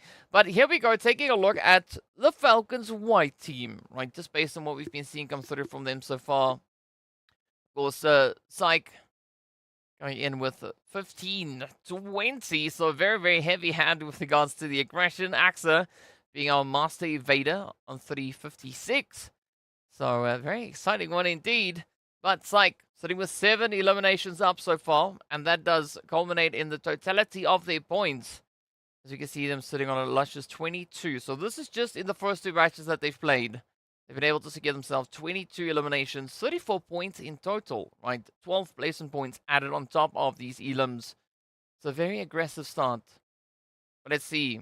Is it going to be enough, though, for Falcons White to lock it in and catch up? Because currently they are 17 points away from the position in which RUKH find themselves with regards to that leaderboard. And then, of course, Falcons White, they also hold on to a bit of a lead ahead of RUKH Esports. But we've got a nice, luscious tie coming through on that board as well. So there's a 33-point gap between 2nd and 3rd place. And then RUKH Esports, Clear Vision, as well as Virtual Gaming Squad are tied on exactly the same amount of points. So I'm curious to see who's going to be looking to change that moving into our next match. Of course, as we know, Falcons, they're still going to be here. They will still have the opportunity to defend and maybe try and see if they can catch up to RUKH. But of course, for RUKH, being in exactly the same group, they're going to be playing the exact same maps. So they will have the opportunity to defend all the way through to match number 4. So let's see whether or not anyone is going to be overtaking anybody as we are prepping to hop into the action. Of course, if you've got any thoughts, any predictions as to where you think the flight path and zone is going to be going in this next zone, or next match rather, be sure to let me know in the chat while we await the start of the plane. Of course, it is going to be popping in very, very soon, and we'll find out exactly where these teams will have to go and how potentially we could see them rotating up. Speaking of which, it's going to be go time, so, well, I hope you are buckled in and ready to go, because we're about to hop onto the plane to see what these teams will have to work with.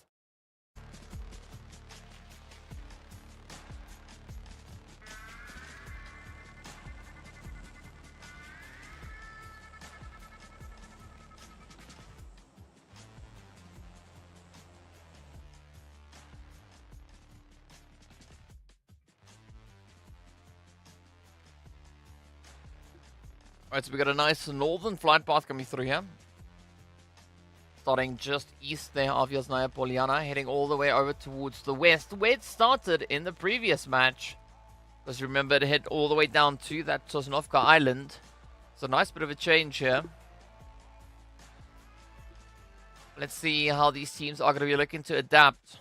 Are we going to see any major upsets? A little bit of hard drop potentially coming through?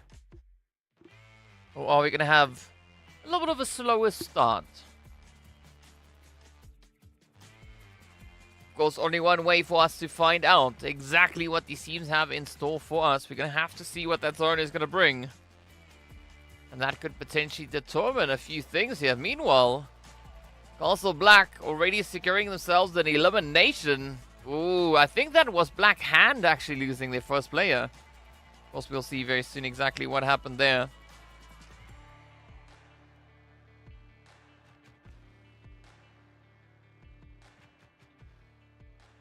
That's a nice play.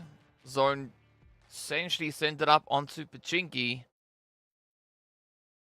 So yeah, Black Hand already losing their first player here. Down they go. So it's now down to Storm, Keme, and Koa. With a virtual gaming squad with a beautiful center position. Could maybe see Wave looking to contest them. The same, of course, could potentially come through from Special. But Pachinki being smacked up center zone, this is going to be the place to watch.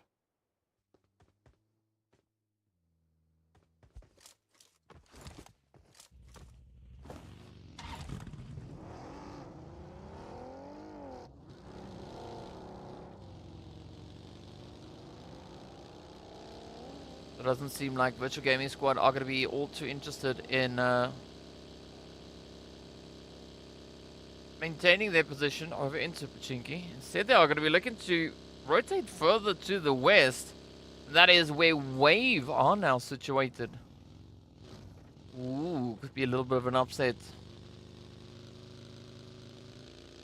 Especially now with Petrox about to receive a little bit of company. Hey, what's up, Ellen? Just in time for match number 3.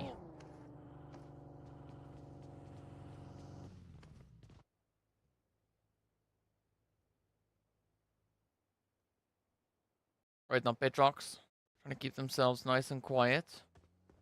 Not going to be looking to make too much noise.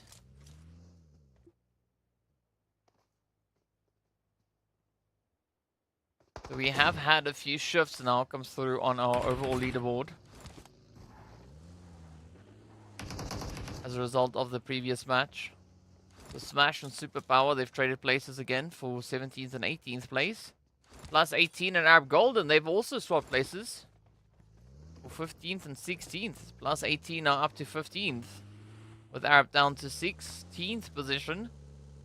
Special Esports, they've dropped down 2 slots all the way down into 8th. With XENON and Black Hand each now moving up a slot. So Black Hand all the way up into 6th place. XENON up into 7th. But XENON, Black Hand, and Special tied on 204 points apiece. Meanwhile, up in 3rd and 4th place, we did see Ra'ad and Clear Vision also just swapping places. Ra'ad now moving into 3rd with 241 points. Falcons currently holding on to a 53-point lead over the players there from RUKH Esports, which are 22 points ahead of Ra'ad in 3rd.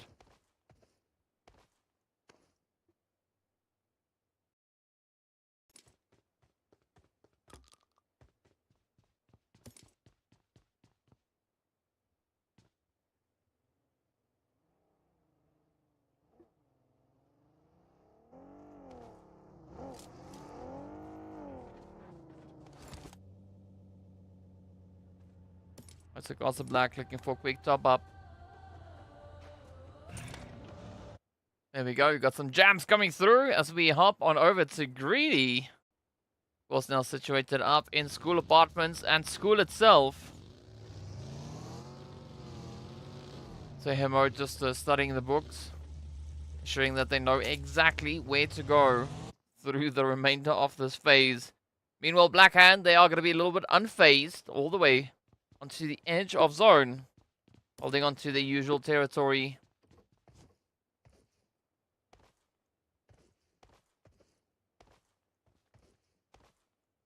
So Blackhand is going to be playing it all the way through to match number 5, right? So they've played these past 2 Erangels.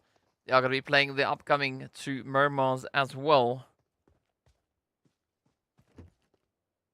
And meanwhile, Arab Golden, they are going to be playing exactly the same.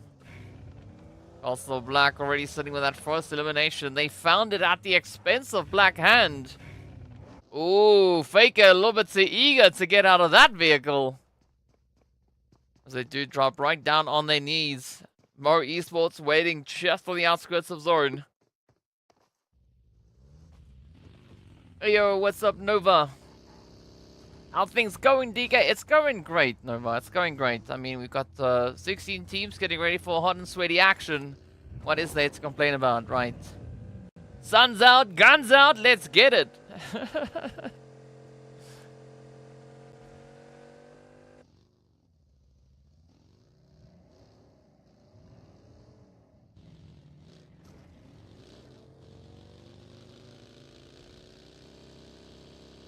Yeah, so based on the current PMGC points, I don't see Blackhand catching up within the PMPL itself, but they will have a potential opportunity should they make it into the MEA Championship to try and qualify.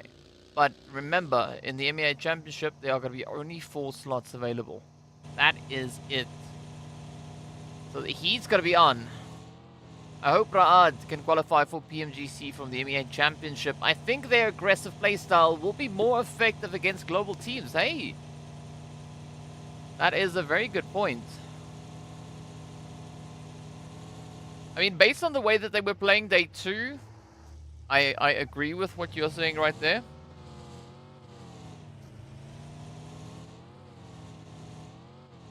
But it does seem like Ra'ad, they definitely have that determination based on how they've been handling their business, especially looking at this phase. I mean, coming into this match, they are sitting on 122 points. So that's a pretty good spot to be in. I don't think there's much that you can falter with regards to that. I mean, they stepped up nicely in the first match, securing themselves those 7 points. Match number 2, only 3 points. I mean, that does put them on 10 points so far. But that's only after 2 games. So they still have 2 more to go.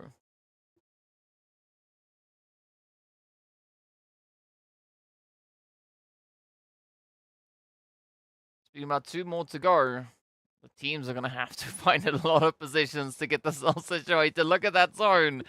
Oh, pulling up into the western edge. All the way up towards the northern side of that. The south is going to be heavily contested, as we can see a little bit of a hornet's nest now developing down there. Ruins is going to be, well, for some odd reason, the place to be. Ra'ad and RUKH, they are going to be having a nice casual time up north. Meanwhile, the Vampires and Blackhand could also find a little bit of a play on that far edge. Meanwhile, the world of battle.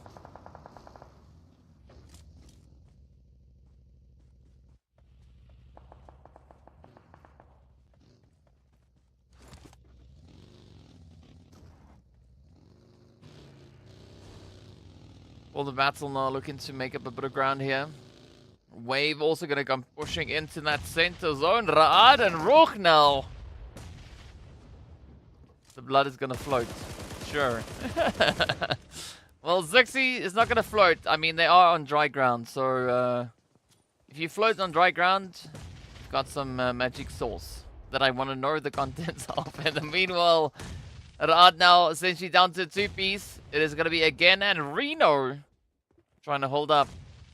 Trying to see if they can ride out this onslaught coming through here from RUKH Esports. But as we know, RUKH, a very, very formidable force when it comes to the map of Erangel itself. So not quite sure what hope there will be here for Ra'ad.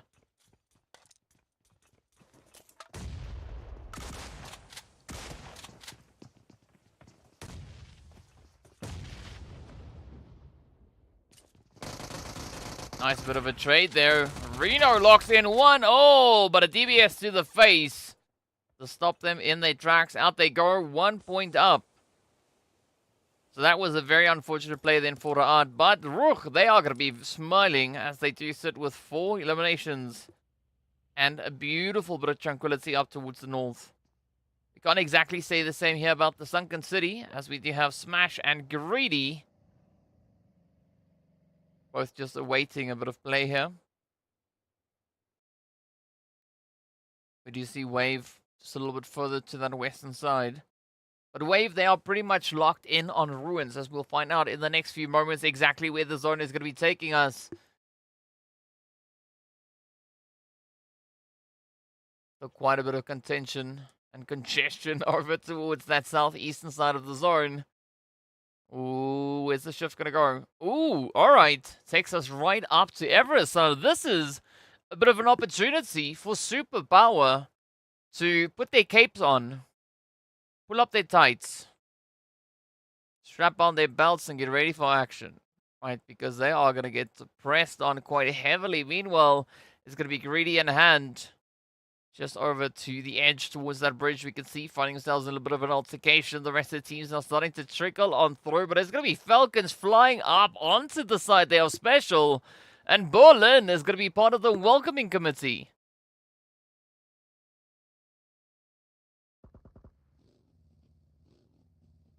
It's a bit of a spread going through here for Superpower. Not quite sure how I feel about this approach, but we'll find out very soon.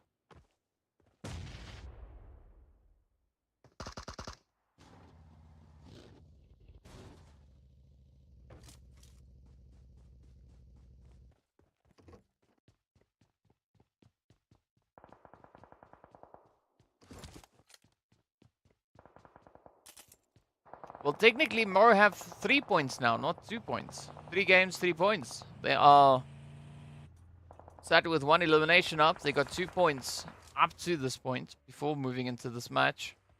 So Manny, yeah, who knows? They might even secure themselves even more points.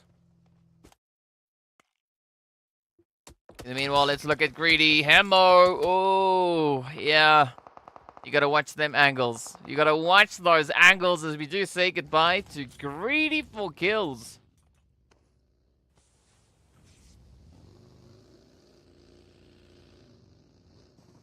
$77K also now running into a few problems as the Falcons are gonna come swooping on in again, looking to dial up the heat. They're looking to dial up the aggression. What's up, Fardin? Assalamu alaikum. Bienvenue. Welcome.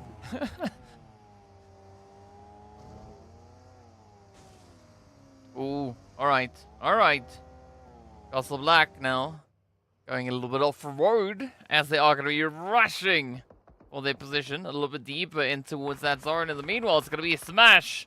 And Arab Golden having a bit of a standoff. We do say goodbye to Q. Tell us the Vampires actually sneak in the elimination. Falcons not going to be feeling a lot of that heat come through as Fajita. He's going to be looking to heat it up as best they can. 77K. They might have had that knock come through onto Morteza, but that is not going to stop them or prevent them from locking in quite a bit of aggression. Superpower still remain uncontested up on Everest. Falcons did attempt a bit of rotation there, but then decided against that. Black Hand also still with a very northern positioning here. Just to see how Storm and them are going to be looking to get themselves situated. Are they maybe going to contest with the compound there against RUKH? We'll find out soon. Meanwhile, it's going to be Falcons now looking to tighten it up here as they push in. Ooh, Thor is down. Oh, Kakao rather getting found as well. So now for 77K, they again find themselves left with only Fajita. The addition of Virtual Gaming Squad is not going to make this one any easier though. But there could be still a bit of a saving grace now coming through for Fajita. Well, I mean, coulda, shoulda, woulda. Down they go. That is 77K now out with 2 points. Mo gonna come rushing in as well, applying their own bit of pressure. They did manage to get themselves, ooh, hold of your Foz, but Vortex and Elisio. Getting hit. Mosta, Fares, and Amjid are looking to lock it down as Hansley. Poor old Hansley. Actually in the field, the smoke now starting to dissipate. Fares are we looking to reach in, coming through with a DBS.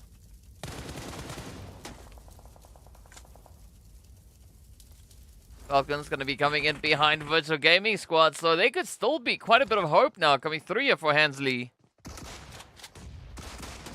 Ooh, the trades are in though. Amjid. They mean business coming through with that DBS. Oh, trying to reach up onto its Puncher, but unfortunately Puncher managing to fall back into hard cover.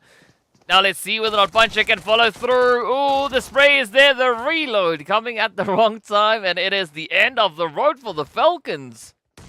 13th place. At least managing to get themselves 5 eliminations.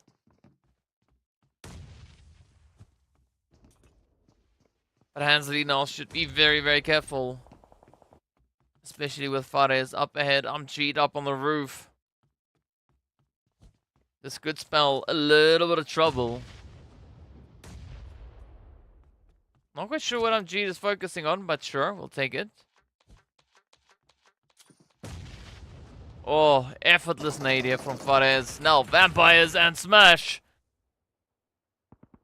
Getting ready for a little bit of action on the eastern side. Fighting their way through Ruins. Black Lost getting met with quite a bit of a hit. Castle Black, out they go as well. Having to settle for only the 4 points coming through from their eliminations.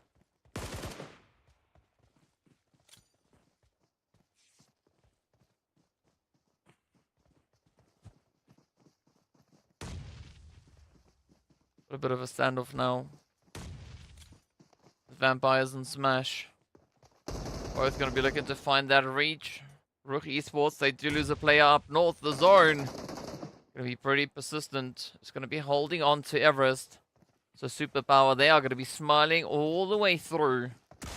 Oh. Good night, says the Vampires.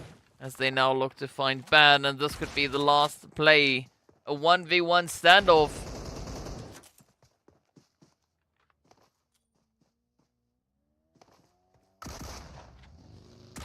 Oh, look at that though! Wow! Yezen with a beautiful jump shot to seal the fate there for Smash Team. Now they could still maybe look to get that res up onto its Ninja Boy. I mean, at least going out the fight here with a 2-piece. That would be preferred over a solo. But they still have to contest against the side here of Special to get themselves properly and decently secured into this next zone. If they rotate a little bit further north, they are going to be bumping into Wave. So Vampires will have to time their rotation near perfectly if they are going to be looking to make it into this next stage. Hand also now having a little bit of difficulty up towards the northern side.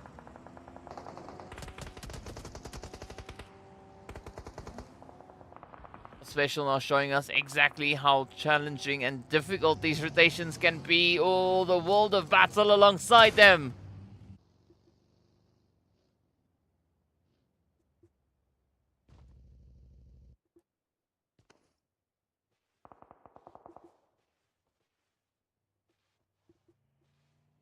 The world of battle, they've just been keeping it very, very quiet. The world of battle and Wave. WW. Right. You have to find themselves a few points.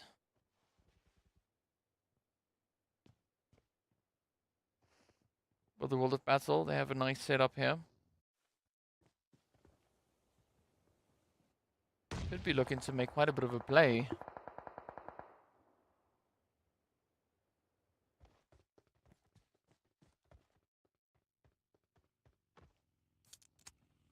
But will they get the needed angles? Meanwhile, the Black Hand now starting to climb the hill. Special. Superpower, rather. Baba ran into a nade. Yes, sir. Alright, so this is a good angle being held here by Superpower. I mean, sure, they've not made much with the position just yet, but still a good position. Vampire's also then going to go out in 8th place.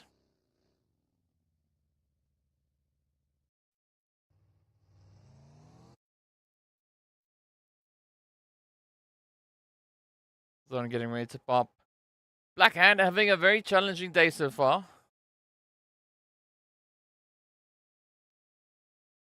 I mean, up to this point, well, excluding this match, right? They've only been able to secure themselves a grand total of 6 points.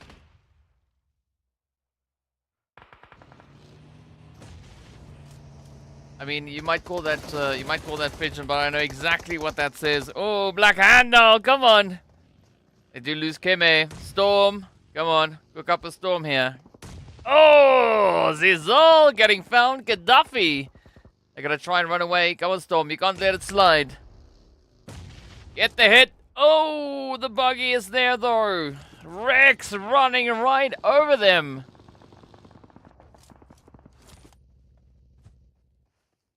Now there is going to be a big fight for possession, for contention, for control. Special could just look to sit at the top and just power their way through here. I mean, they've got the reach, they've got the angles, they've got the numbers to work with. Their first priority might potentially be maybe onto the side there of Wave, knocking on their door.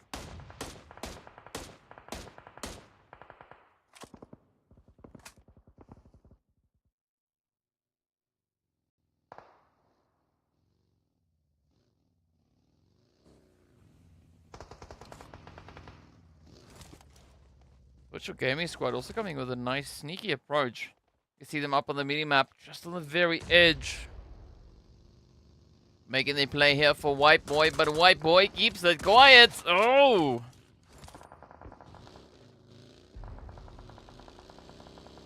So the double Miramar dose is coming up next. Match 4 and 5. Jeet now going to be trying to patch themselves up as they do just reposition themselves.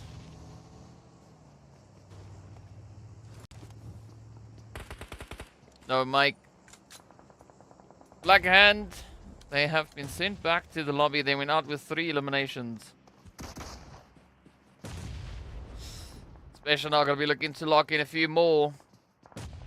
They've already got 6. And they're not going to settle for anything less. Going nade to nade here with a World of Battle. Ooh, World yet to find a few plays. Come on, come on. Get it, get it, get it, get it. Up they come, the rush is there. Special. Oh, Ramsey. What was that footwork? The World of Battle locking in. Beautiful 3 eliminations right then and there.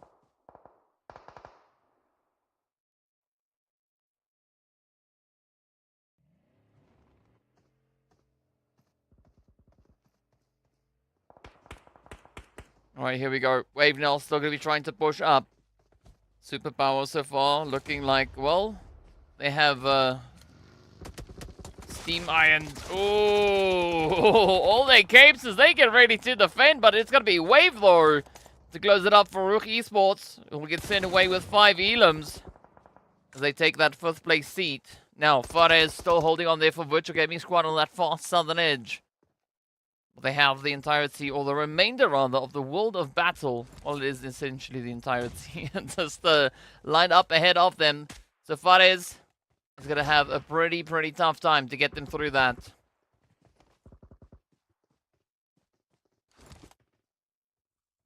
Special now, having to do a little bit more work. Wave instead now having the opportunity here. Got a bit of a gatekeep angle to play at. But will they be able to lock Special, or rather Superpower, out of the zone?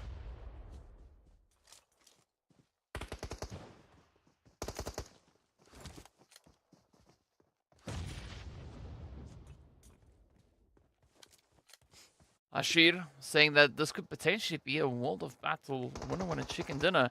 I mean, they are looking pretty confident. Not gonna lie, down towards that southern edge. As they start to road up, just changing up the positioning, changing up those angles.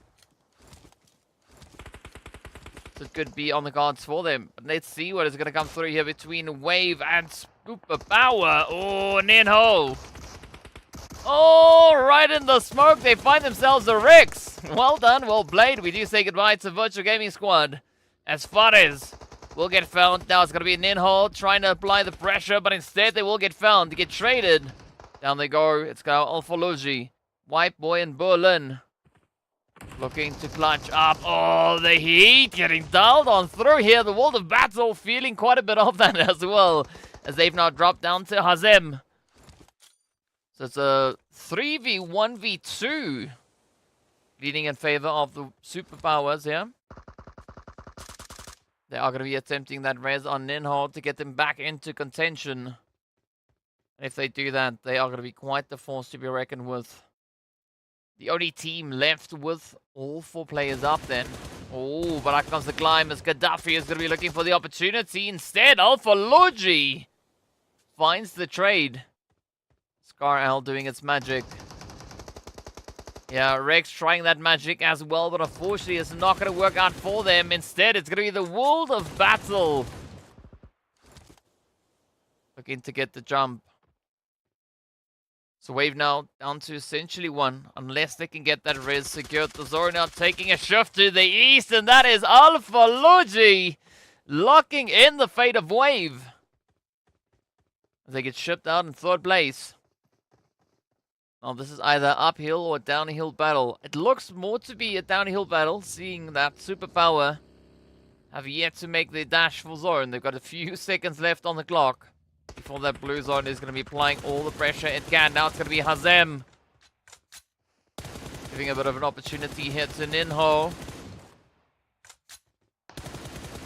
Oh, cheeky trade. So 3v2, Hazem not going to get rezzed up. Oh, good trade though. Ninho is down. White Boy looking to make a bit of a push. We still have Alpha Logi riding the edge. Oh, you got to watch out. Oh, Mohammed goes down. Oh, the World of Battle. This could be the turning point. Now down to 1. White Boy, the other player, posing for that chicken dinner. And there we have it. White Boy wipes them out. As we say goodbye to the World of Battle and we say hello to the Superpower Squad. What a beautiful push that was. Superpower Africa powering their way through the opposition, powering their way through a challenging shift, and of course, well, fighting styles with a luscious 9 eliminations and 22-18 with regards to the damage dealt. A very, very good showing coming through there from Superpower. I mean, it was super exciting to watch as well. But yeah, that is exactly the kind of plays that we want to see come through from these teams, of course. Well, that's our last Erangel, right? Number 2, done and dusted. Now, all we have left is going to be Erangel, or Miramar. I said Erangel done, and then we've got Erangel left. Sure. That's exactly how it works. Of course, we've got Miramar left to come on through. We've got to go into 2 back-to-backs to see exactly who are going to be the teams to clutch it out. Now, for Group A, it's going to be their final match. But even before we get to that, we are going to be taking a look at those highlights as well. So let's enjoy.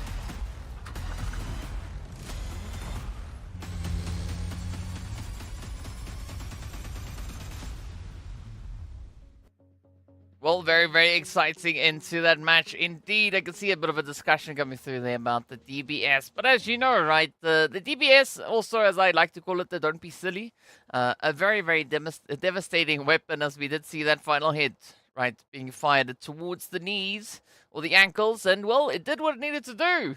It claimed the winner chicken dinner. So, yeah, very exciting stuff coming through here. Of course, as we know, we are going to be heading into a little bit of that Miramar action. So we need to see how all our stats here from Erangel is going to convert over into the desert. It's going to be Cycler going through for the Falcons with the most eliminations. FALCONS locking in the most damage. Weiss is going to be securing themselves 2 beautiful nade finishes. Of course, that was coming through in that crazy engagement that we had down towards that southern compound, right? Very, very sweaty plays. Ninho, though, with the longest range hit. Beautiful bit of action that we've seen come through here. And, of course, Hansley, well, doing quite a bit of traveling. Very, very exciting indeed. But as we know, right, those are our MVPs of the match. But now we got to see what the damage looks like, because these teams were active, right? They were doing quite a bit.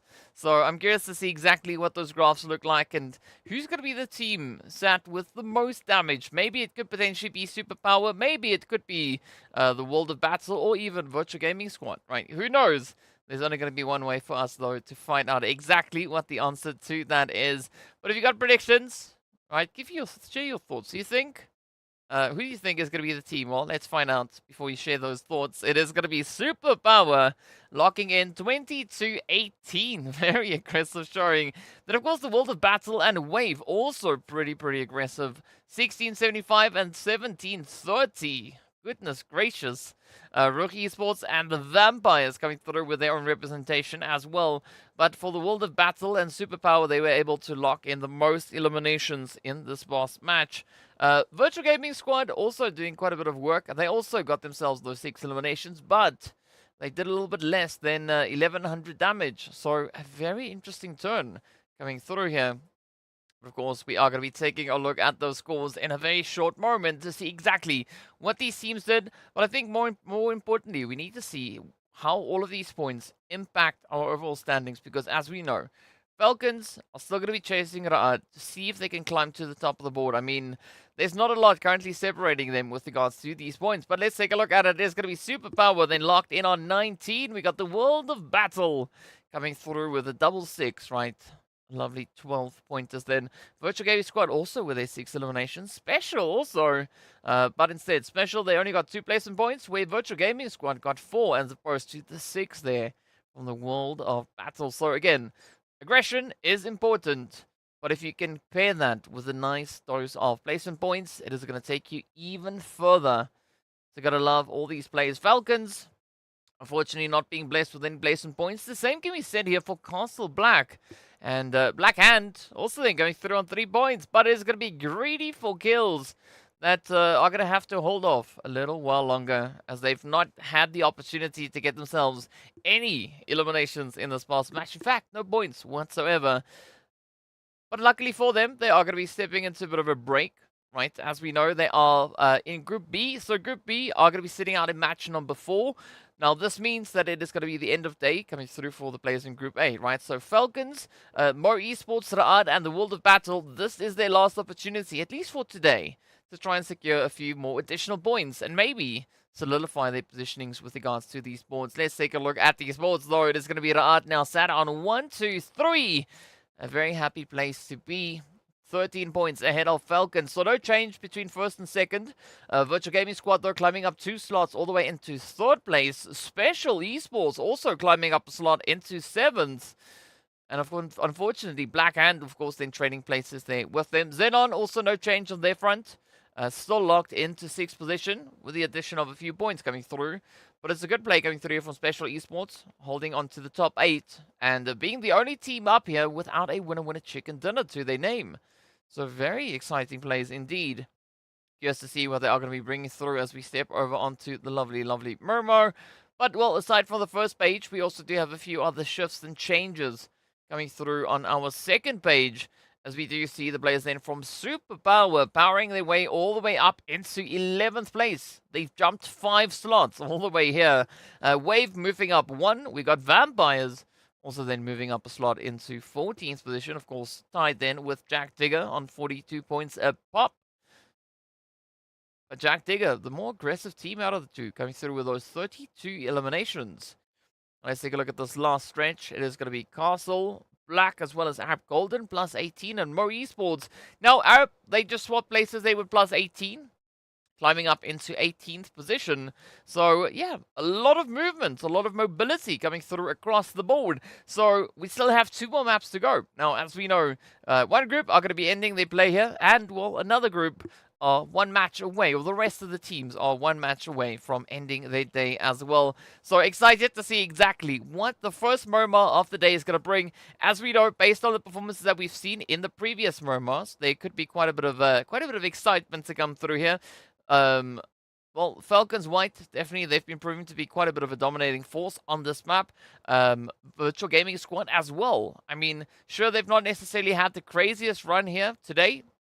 Looking at, you know, Virtual Gaming Squad sitting on 20 points. I mean, they're on the top 5.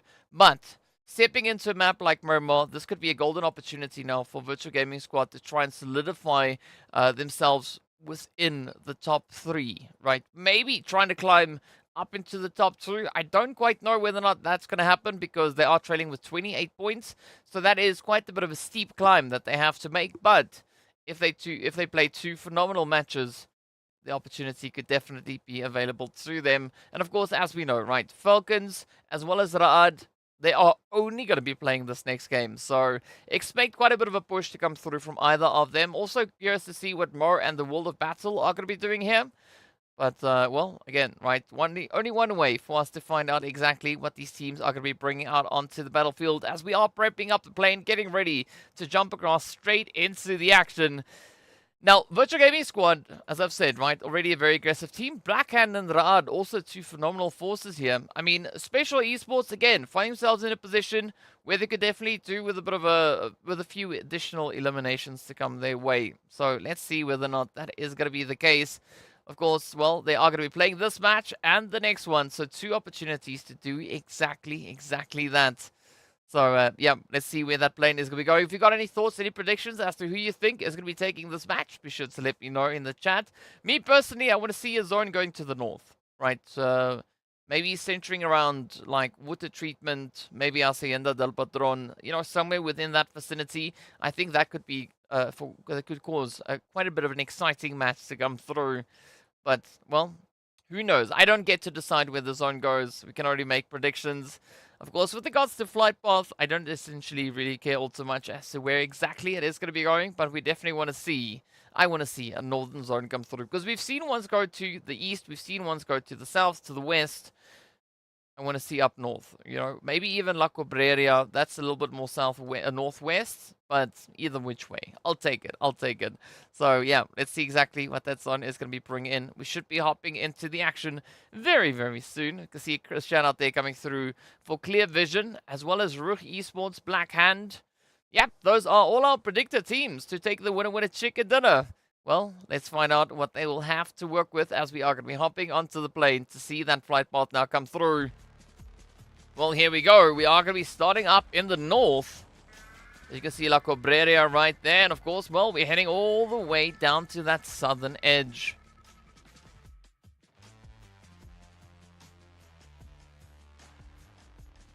So not exactly the most exciting flight path, but still a decent one. The team's having still some relative access to a lot of our hot drop locations, right? They can still head up into Pozo, into San Martin, Pecado, Monte Nuevo, Los Leones, Chumacera, Valle del Mar.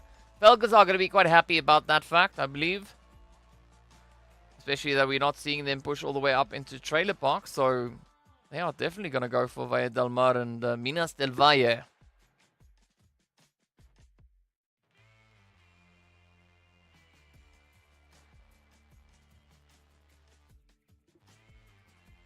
Still a dominating force there from the side of RUKH. So you can see them leading with regards to those headshots.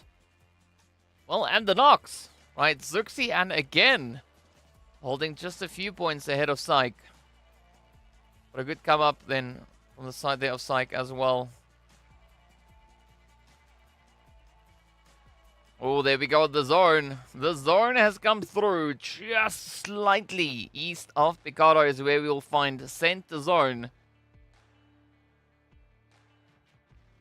So Castle Black, clear vision, and the World of Battle. Could maybe look to get into a little bit of that early game aggression. Falcons and Virtual Gaming Squad, also an interesting setup.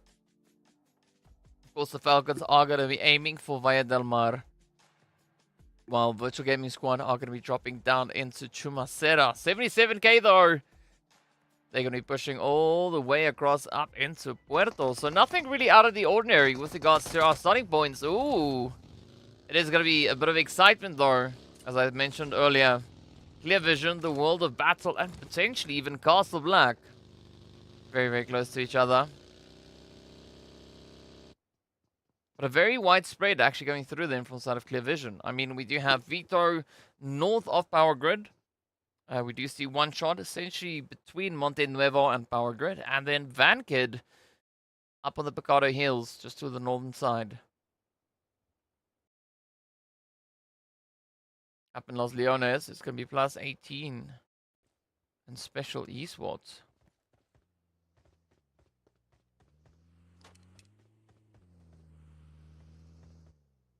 Let's see whether or not Special Esports are going to have that play they need to get their first winner chicken dinner right here on Miramar.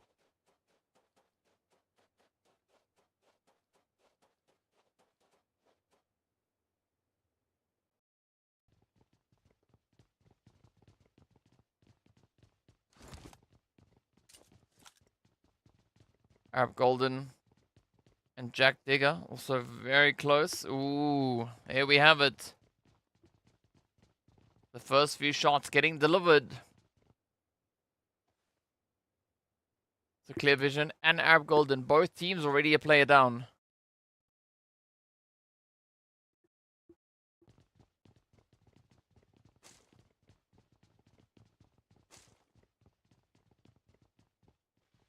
So let's see what Special are going to be doing. Will we see them now maybe lock in a bit of a play? Virtual Gaming Squad though, they're going to be having it nice and chill up in towards Chumacera.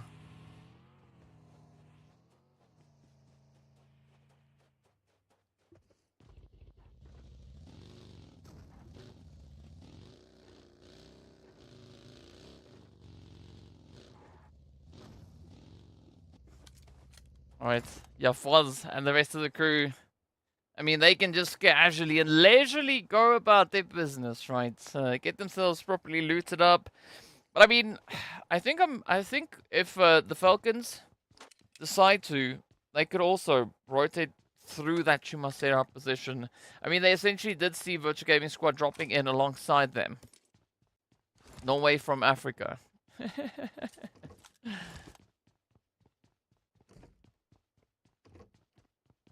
Yeah, Norway is a new place in Africa. It's just around the corner. Alright, so aside from the first initial few plays that we had, right, losing our first two players, thanks to the World of Battle and Jack Digger, everyone else now has dispersed themselves, looking to just keep out of reach.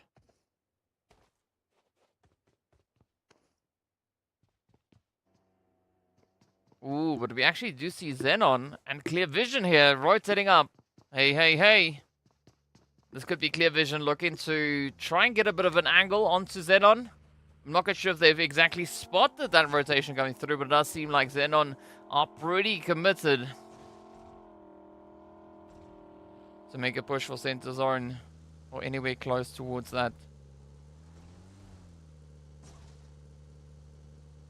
XENON definitely going to be looking to play a bit of the terrain here as they climb and climb and climb closer to the power grid.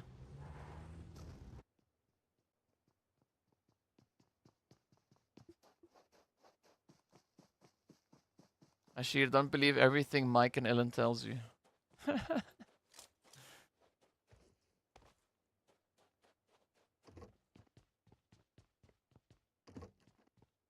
Meanwhile, the vampires held up in San Martin. You do see the superpower squad now rolling in behind them, getting themselves perched up on the hills. the high hills. Looking for a bit of that Overwatch angle.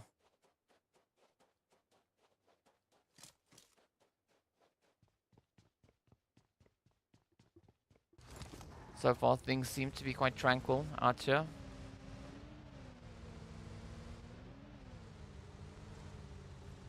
But it could be for just a little while longer, right? XENON, clear vision. They've also now just moved in over towards power grid. So it's going to be just a matter of moments until we see those sprays to come through.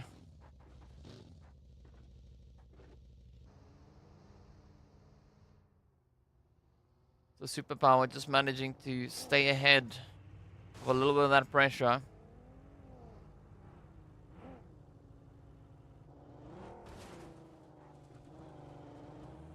They are currently sat on 21 points for the day, same as Smash Team. XENON on 22 points, and FALCONS White coming through on 39. They've just been going absolutely crazy here today, sitting with 27 eliminations in our first 3 matches. So that puts them on an average of 9 eliminations each day. Haaland.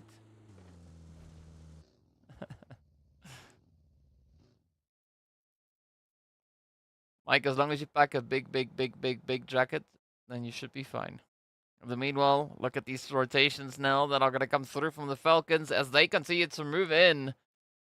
Pushing away from Valle del Mar and Minas del Valle, looking for a bit of position closer towards Virtual Gaming Squad. Everyone else essentially being very well positioned within the zone. But that zone now shifting down to Los Leones. Oh, this is going to spell disaster, especially looking at that western front. But, I mean, if Virtual Gaming Squad were ever looking for opportunity to potentially gatekeep the FALCONS, now is that chance, right? Now is the opportunity. Clear Vision and XENON also going to get ready for a bit of a race. RUKH is casually strolling in behind them. Mo Esports and Black Hand again finding each other towards the north.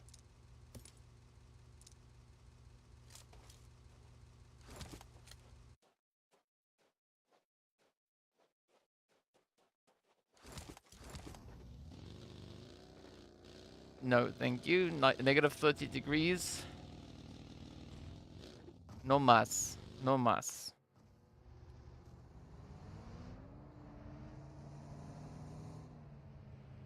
No thanks. I'm fine with my temperatures here in Africa. I'm very happy with them. In the meanwhile, let's see now how Superpower are going to be looking to rotate up. Right, they're going to have to squeeze through the Vampires, clear vision. A little bit of potential contention coming through there from Mo Esports, but that is going to be quite reliant on how they look to rotate through. But Center Zone is getting packed. We got plus 18, 77k. We got the Special as well as Virtual Gaming Squad. Castle Black, all holding there. Now we do add the addition of XENON and RUKH into that mix as well.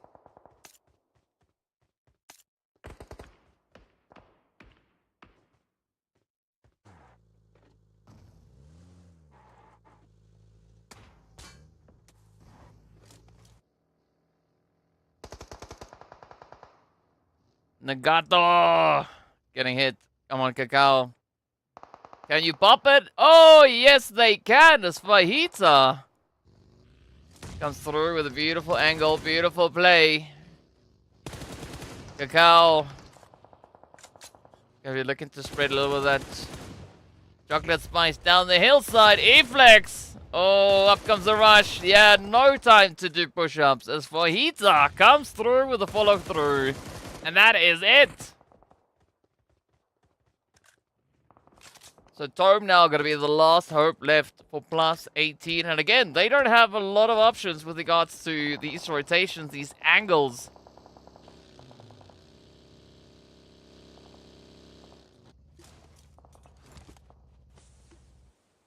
Yep, and with that, we do say goodbye to plus 18 as they get hit with a negatory hit, though. I mean, they get only bubbles. As we wait to see where the rest of the zone... Oh, yeah, there it is. There it is. Los Leones. So Falcons White, they are going to be smiling about this one. They're not going to have to go all too far away. The team on top for the day is going to be Falcons White so far, sitting with 39 points coming into this match. But as you can see at the top of the screen, RUKH are still holding on to the lead. 13 points ahead of Falcons White.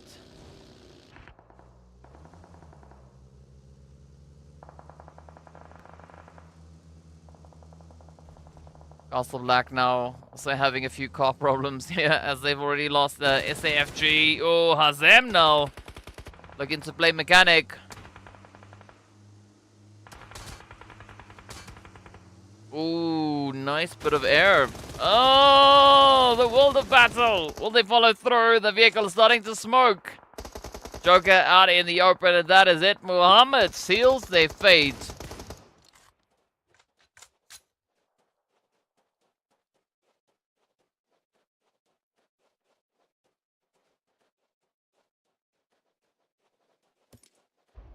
So the world of battle definitely stepping up to the plate yet again. I mean, they've been having a decent push so far for the day, coming through on a total of 16 points. 10 eliminations that they've been able to secure so far. The vampires getting caught out in the sun again.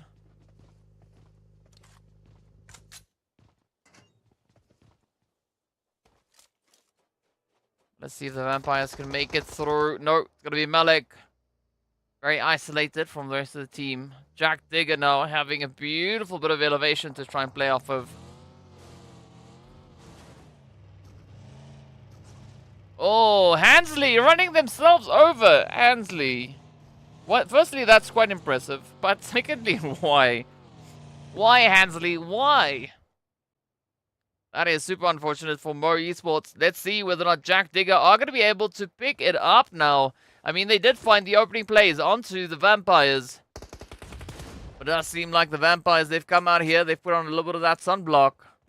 And now they're going to be looking to knock on every door they can find. Danzo are going to be hanging in the wing.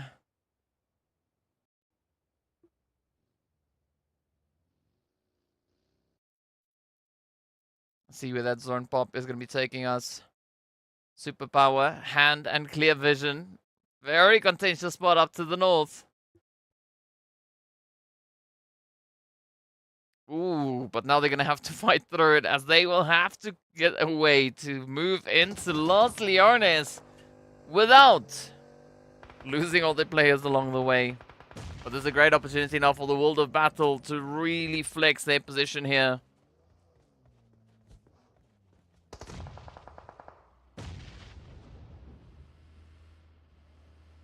So Keme gonna get taken on down. Jack Digger now slowly starting to turn the tables on the vampires, but also it is gonna be clear vision. Oh, Black Hand and Superpower turning the tables in all directions. A lot of that reach play now being utilized. Let's see whether or not Storm and Koa can clutch it up. Can they get the jump in on Superpower?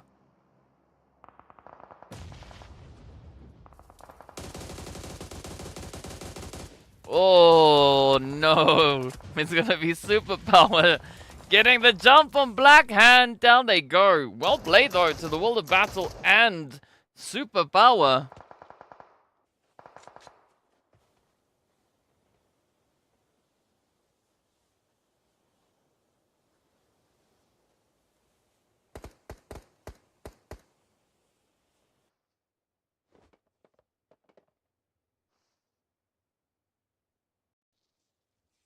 Oh, it's a superpower. I mean, I don't think they have a superpower made for the blue zone. I mean, it might be called bandages, but I don't necessarily see superpower making it out of this one successfully. Especially not Ninho, who's going to drop. Oh, very close call on that one. But the World of Battle.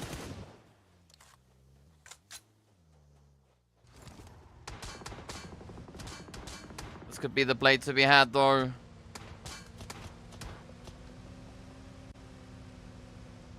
Prona playing a very dangerous game.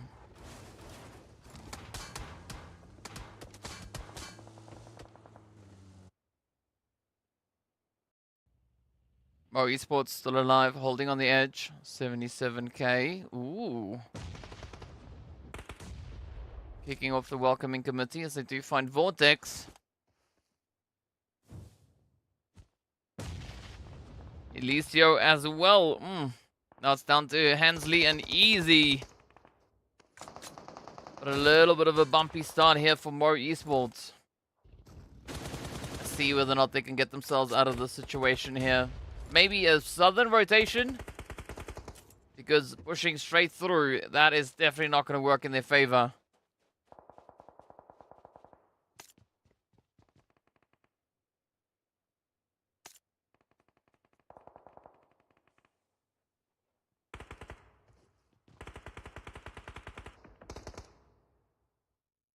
So Faita and Thor looking to push up, while Morteza and Cacao now creates a bit of a distraction. Fajita getting quite close to that molly, but unfortunately not finding the exact position onto Easy. Ooh, this could allow for a bit of opposition. A little bit of rotation going through.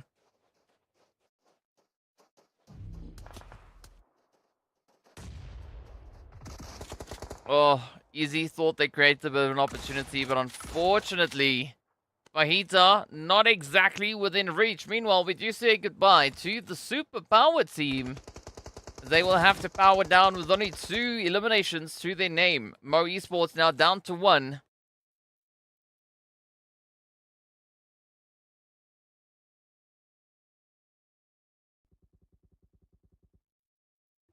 Raad going to be holding on to a nice southern position here. They've spotted a bit of Falcon movement up on the ridge line. They're going to be looking to see if they can maybe pop in a few cheeky hits.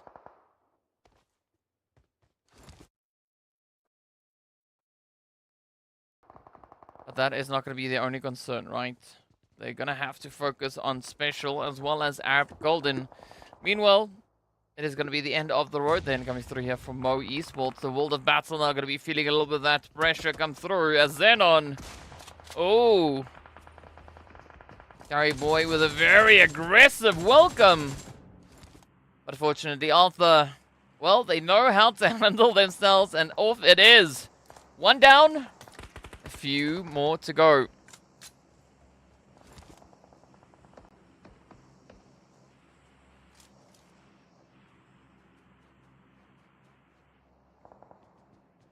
Essentially, this could develop into a 1v1 between Arthur and Senke.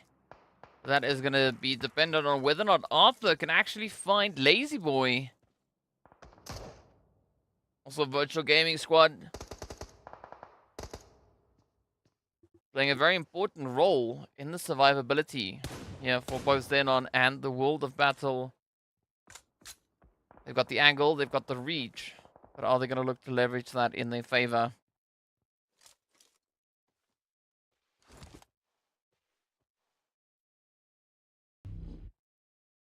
Well, XENON will have to make a choice. They will have to make a call very soon. As Mostar gets the hit in. And Jeet coming through with a little bit of that suppression as well.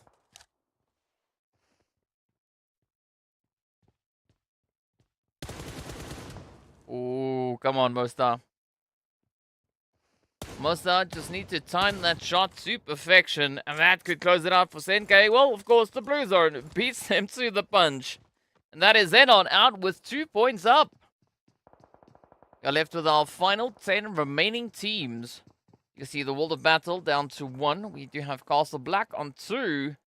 Arab Golden, Clear Vision, Jack Digger all holding on to 3 players.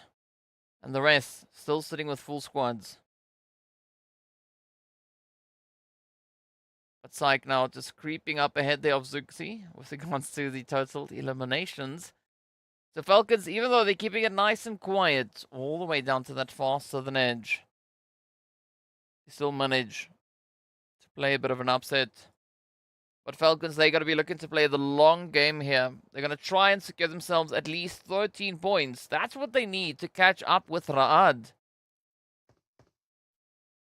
already. Both teams tied on exactly the same amount of points, at least within this match.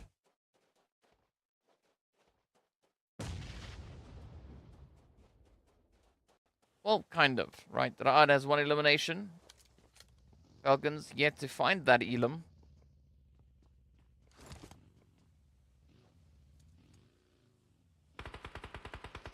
Castle Black also now in a very sticky spot here. Right, they do have Arthur on the one end. Ooh, who does instead lean into clear vision, alleviating quite a bit of the pressure. Ooh, look at YC. Pushed on high, they do get Vankid. Now it's going to be one shot. Oh, Ramsey flying on down. Vahita with a beautiful spray down. Just gotta love the setup coming through here into Los Leones. Again, make too much noise, and you are going to be attracting quite a lot of attention to yourself. Now it is going to be a bit of a fight coming through here between Special as well as 77K. And of course then third parties galore.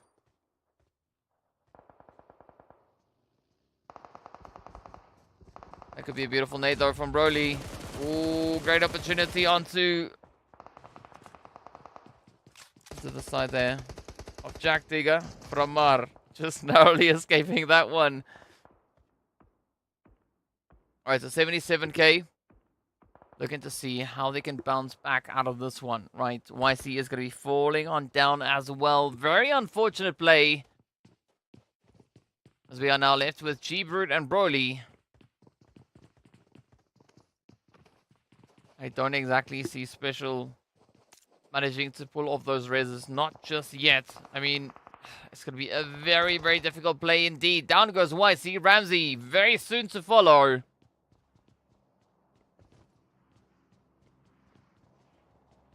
Also Black still coming through with 2.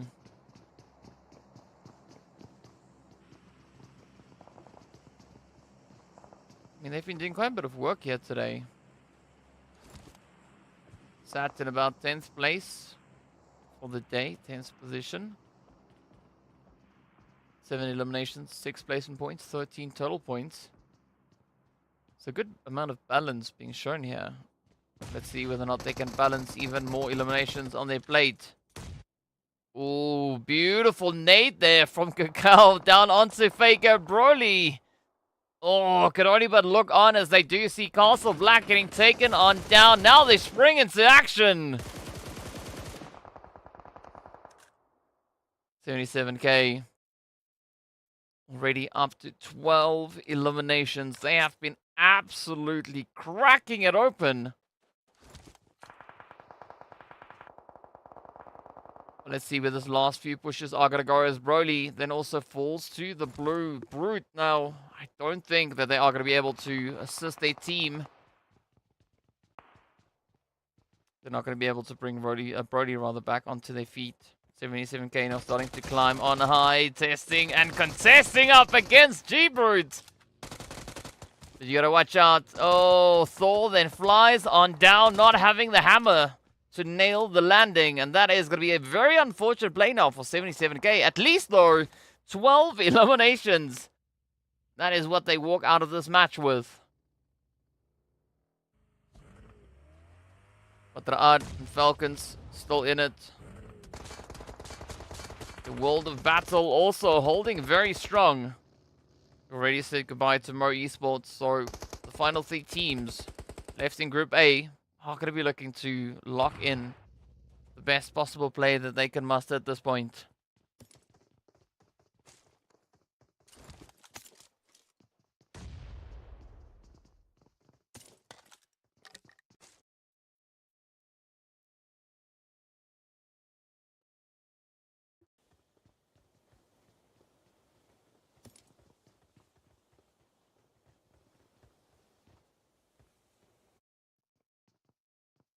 Alright, so Falcons with a very steady push coming through from the south. Only 3 players up. Are going to be looking to play a little bit more calculated. Not necessarily going to be risking position just yet.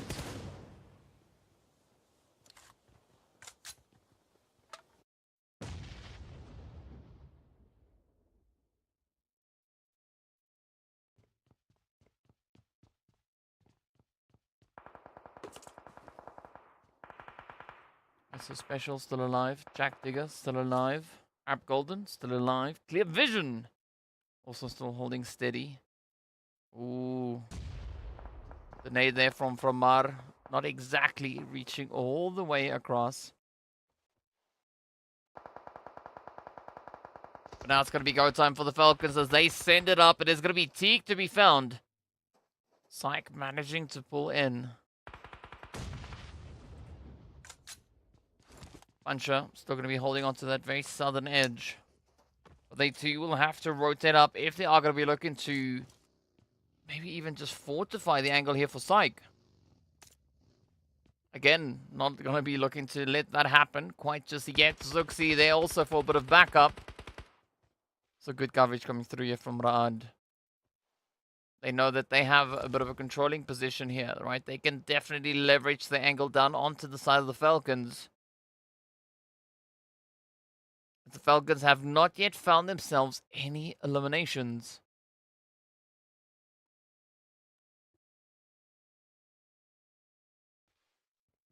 Let's see if Raad can clutch this one up. Puncher gonna try everything they can think of to get themselves situated here. Also going for a few potential nades going through here from Psych. Oh, that could be the nade though. Oh, again, almost getting pushed off the ledge. Arthur, Hazem holding nice and steady here. A lot of solos now scattered all over the place. In fact, there's 5 of them.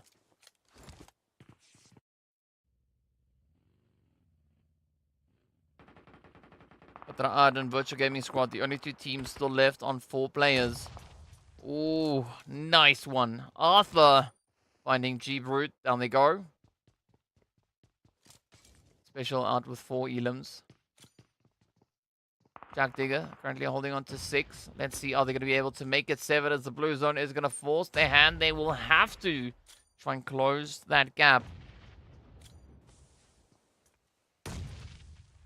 Psych has been found, so we have another solo joining the fray. We still sit with 5, so we got 5 solos and 2 full squads.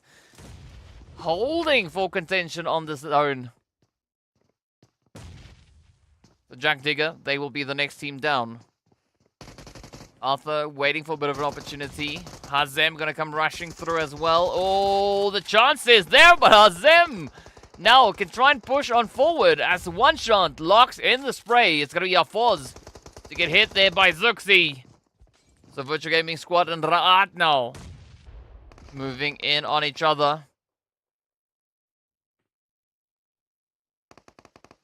So 3 solos and a heavily bruised Virtual Gaming Squad. But Raad, they are going to be smiling. Oh, yeah. There we go. Again with the DBS. Cleaning it out. Clear Vision. Out they go as well. So we got App Golden and Falcons left on a solo. Raad taking quite a bit of a beating here as they've now essentially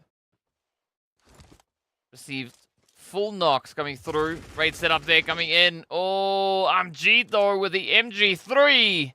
That is going to be the end of the road, Raad. Even though they moved in with full squad, they are not going to have that winner chicken dinner be in sight just yet.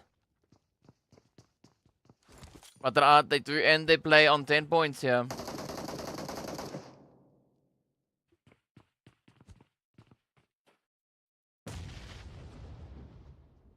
Now it's going to be the final showdown to see who's going to be picking up the winner chicken dinner. Ooh, 1v2 Virtual Gaming Squad having a slight advantage, and there we have it. Ka-chang, ka-chang. Great play though coming through here. Virtual Gaming Squad taking that winner chicken dinner. Not locking in the craziest amount of eliminations, but still a chicken dinner nonetheless. 6 eliminations and 1193. What a play that was. Raad, no, they didn't get 10 eliminations, but they got 10 total points. So a very, very happy day over onto the side there of Raad. Well, the battle also stepping up with a good play. I mean, also quite a few eliminations coming their way. But you gotta love what these teams are doing, right? Even though the zone has thrown quite a few curveballs at them. I mean, moving up into Los Leones, city finish especially on Miramar, is anything but easy, right? It is quite challenging looking at the kind of situation and the terrain these teams have to work with. But just to remind you as to how challenging this past match was, of course, we are going to be hopping into those highlights to take a look at a few of our amazing plays that we just witnessed coming through from our team. So let's refresh the memory.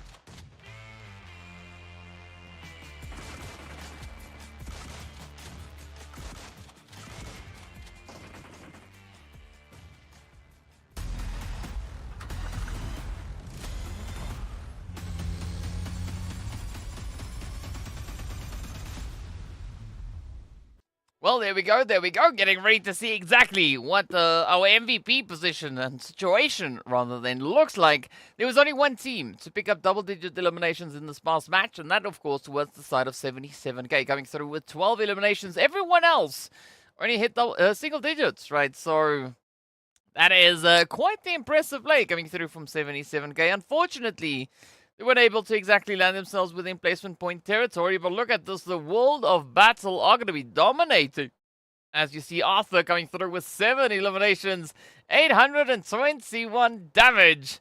And then, of course, also finding 2 utility finishes to, being part of the 7 there. Kakao with a beautiful long-range hit, and, of course, Reno sneaking in for the longest rotation distance covered in this match. 8.7, not the craziest numbers that we've seen come through on Miramar, but still quite a bit of a range.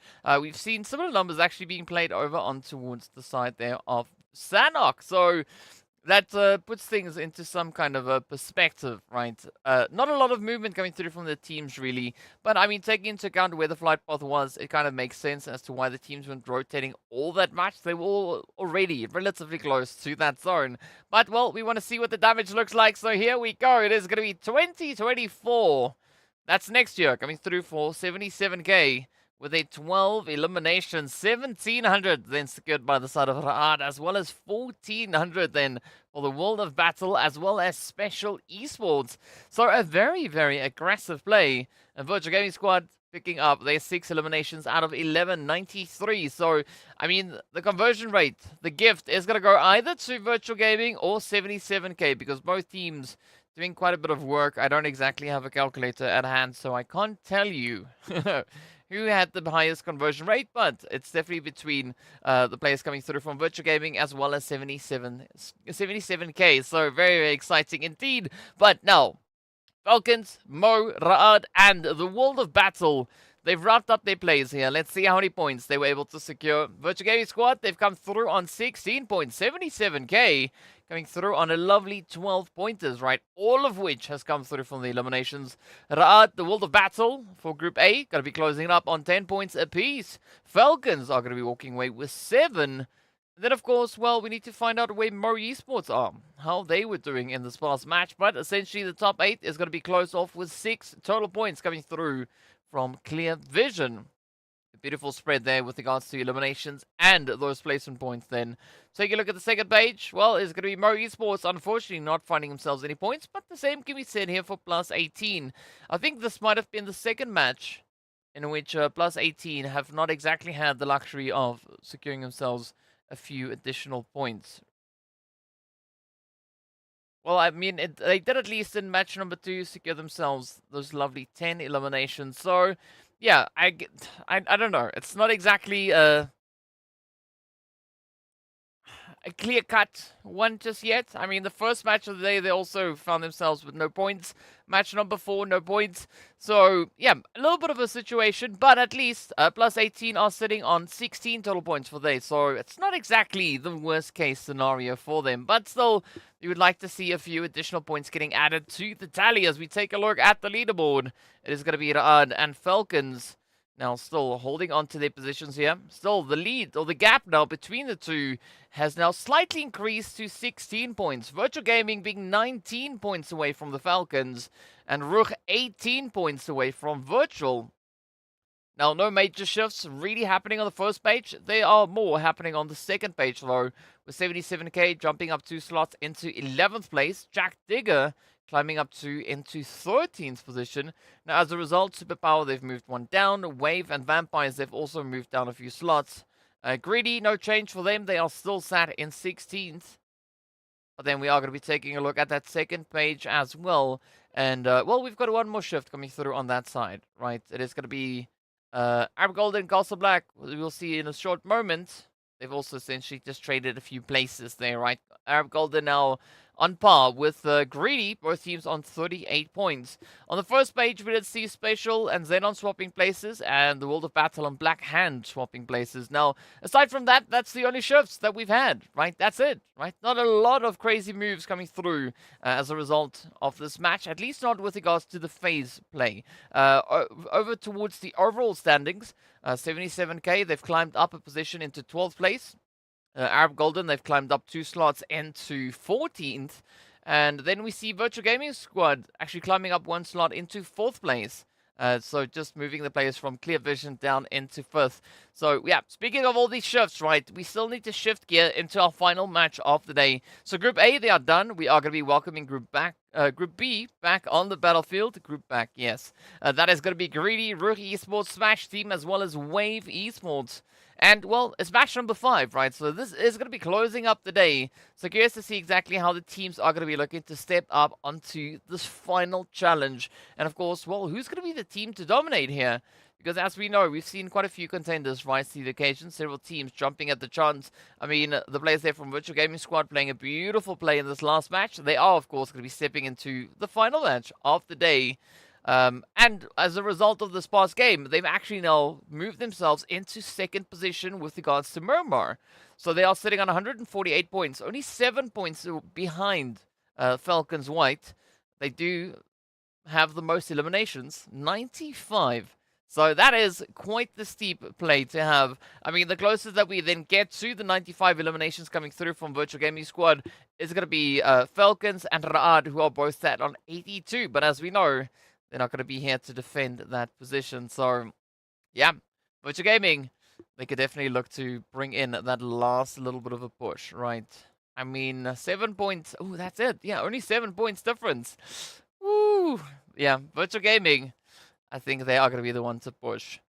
And that's my prediction. I think potentially Virtual Gaming, they could be the team to look to get yet another winner chicken dinner. Could it potentially be back-to-back?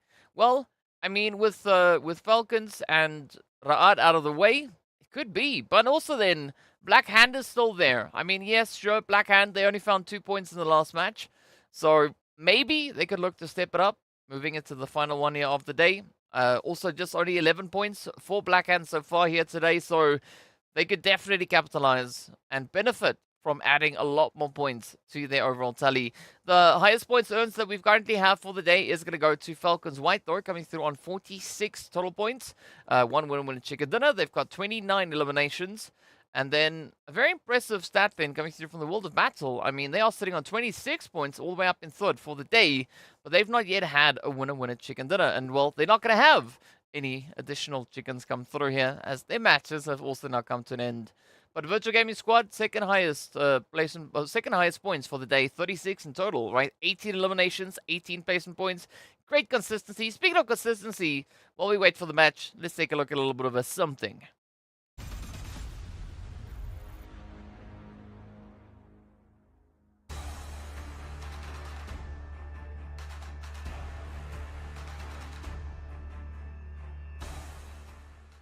Hello, Axel from Team Falcons, the well-reputed IGL in PUBG Mobile, and I would like to invite you to some questions. So first of all, welcome to the interview. Hello, everybody. Hello, Axel. So, what made you join Falcons, and have you guys have been preparing for this season? Team Falcons — отличная организация, одна из самых больших организаций в регионе MENA. Для нас это большая честь играть под ее тегом, и мы постараемся показать хороший результат. Sounds good. And how was the experience of playing the PMWI this year and attending the event of Gamers 8 in general?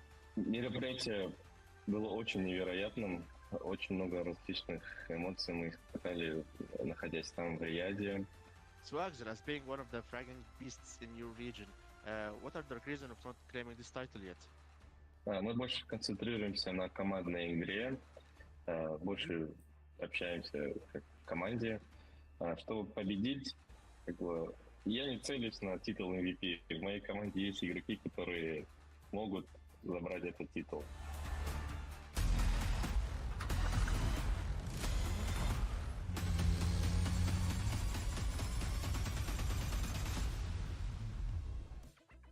Well, AXA, a very cool dude. I've had the opportunity to do interview with AXA as well in one of the previous PMPLs we did. So yeah, very, very exciting. It's to hear them and see them back on the camera yet again. But of course, as we know, talking about cameras, we are going to be turning our focus over onto Miramar, the final match right here for day number 3, as this marks the halfway point, right? Essentially, actually, match 3 marked the halfway point, but I mean, that's just a slight technicality, right? Day 3, the midway mark of course, our phase, right? So day 1, 2, already done. Day 3, about to be done. We only have 2 more days left to decide who are going to be the crown champs, at least for the phase, right?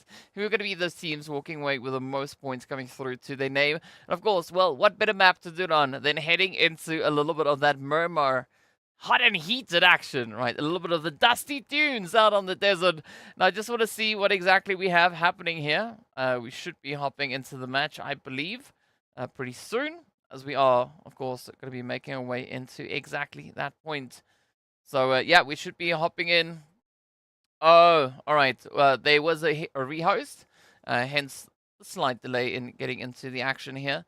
Seems like a little bit of something happened. But whatever, we are going to be waiting for them to come through now. The rehost should be done very, very soon, and then we are going to get right back into the action to ensure that we can see exactly what that Miramar is going to come through. So this is where I want to ask the viewers, right? Tell me, what do you think is going to happen in this game, right? Do you think we are going to be having another virtual gaming squad play come through? Are they going to be the team potentially looking to clutch up? Do you think maybe we could have Black Hand stepping up with a bit of a winner chicken dinner? Or could it maybe be someone else, right? Another team? Could it be XENON potentially to secure themselves a winner chicken dinner? Could it be RUKH Esports? Right, give me your predictions in the chat. Curious to hear what your thoughts on what you think the outcome of this match is going to be. If you don't want to predict the team, you can tell me where you think the flight path and zone is going to be going, because it essentially could still go in either which direction. AXA is huggable. Yes. Sure. I guess, Cindy. Just go like... Alright. 77k had momentum. They had a bucket load of momentum coming through in this last match. I mean, 12 eliminations, that is quite a bit of a momentous play, but will they be able to maintain their momentum, right? Will they be able now to take those 12 eliminations, replicate the efforts, and add the addition of placement points to that? Because, I mean, they claimed second in this last game, right? Purely based on the aggression. So let's see how this one is going to go. Ashir is saying that RUKH will win this match. Well, let's see whether or not that is going to be the case. Of course, there's going to be only one way for us to find out. It does seem like the plane is now prepped and ready to roll. So we're just waiting for the go-ahead from the tower for the plane to take off. And then we can see exactly what that flight path is going to be. Let's see. I can feel clear. I can feel a clear match incoming. I mean, that would also be quite exciting to see Clear Vision also stepping up with a bit of a winner chicken dinner. I mean, Clear Vision, they've already had 2. So, I mean, they could just as well do with a 3rd one. I mean, Special Esports, also one of those teams, they are still looking for winner chicken dinner. They have not yet had the opportunity. They have not yet had the luck. But let's see. Maybe that all will change moving into our final match here of the day.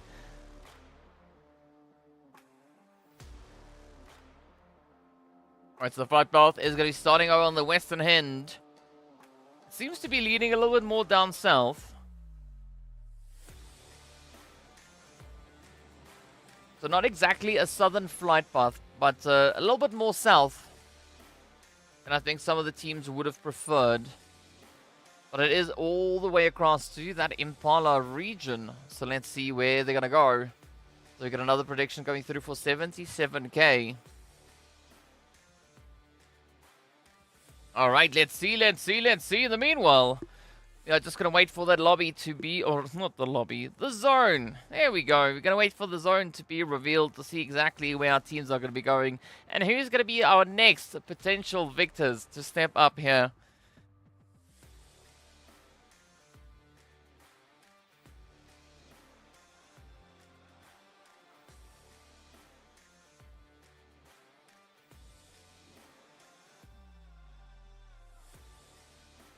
Alright, zone about to pop. This is the Miramar. Alright. I mean, I like the Mohawk thing though. I think Mohawk is a really good one. Clear has a vision. This is Miramar. I can feel it. I see you're saying RUKH will win. For sure. Looking at the zone, it is centered up onto Minas Generales. So that is going to be a happy drop location coming through potentially here for Wave. They will get a very centered up start. It does seem like RUKH Esports are going to be focusing a little bit further north to get themselves initiated. Meanwhile, it's going to be El Pozo to come through then for the side here of XENON. Arab Golden situated up in Monte Nuevo, so just a little bit further down south from where we are right now. Virtual Gaming Squad. They're going to be dipping right down into Chumacera yet again. It's a great consistency here. I mean, the team's very determined to drop into their locations. Right. Come crazy zone or tough flight path. The teams will consistently look to get themselves where they need to be. So let's see now what the zone is going to bring. Who's going to be the team to clutch it up?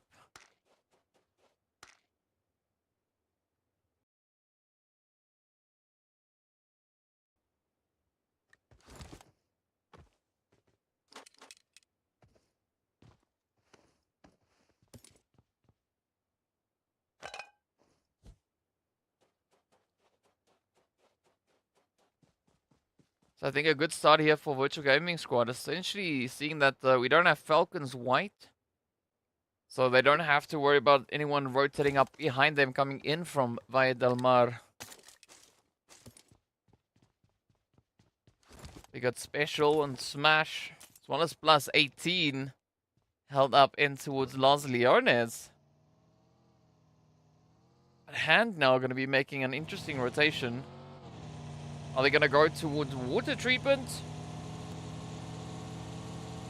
Or just a position potentially further north? Doesn't seem to be any exact specific location just yet.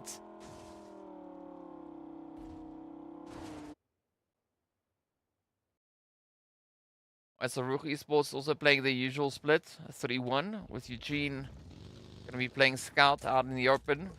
Ooh, but we actually have GREEDYFORKILLS now rotating up into Al Azhar, so just a little bit to the southeast from here. The team's essentially not that far apart. I mean, speaking about not that far apart, we got 77k and Jack Digger also now just on opposite ends of Impala. 77k coming through from that southern end, Jack Digger holding towards the north. But Jack Digger, they had a very good run in the previous match, coming through with those 6 eliminations. So a very aggressive showing coming through from them. 77k also. But they've got they got themselves double the amount of points.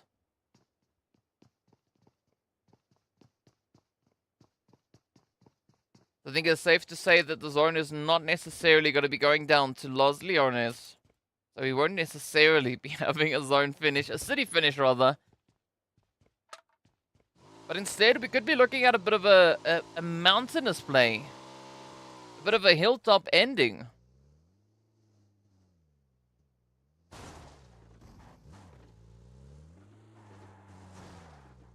Ooh, Kemper.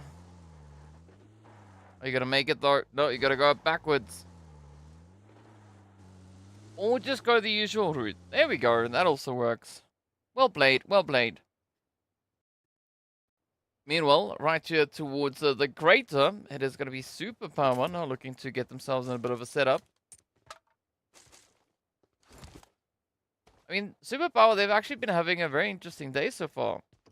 Aside from the last Miramar, in which they only scored themselves 2 points.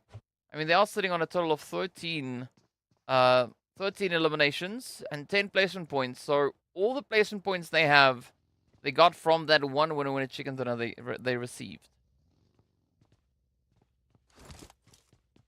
But they do have 23 total points, so, you know, it's not that bad. It's looking pretty good.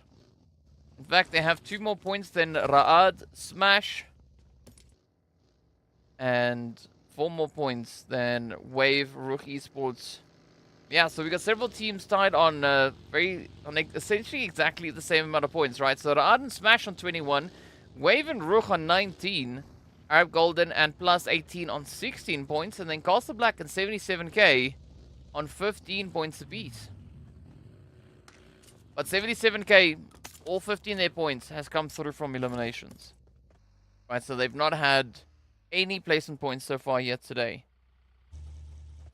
So let's see, potentially maybe they could be looking to change that up a bit.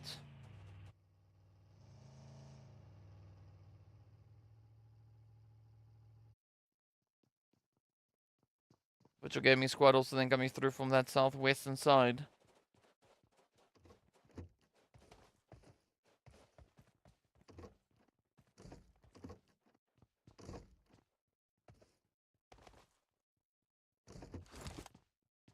Most are trying to get themselves up on the roof there, but unfortunately things not exactly going according to plan. Keme now going to be positioned down in Cigar. And of course they are going to be encircled and surrounded by the vampires.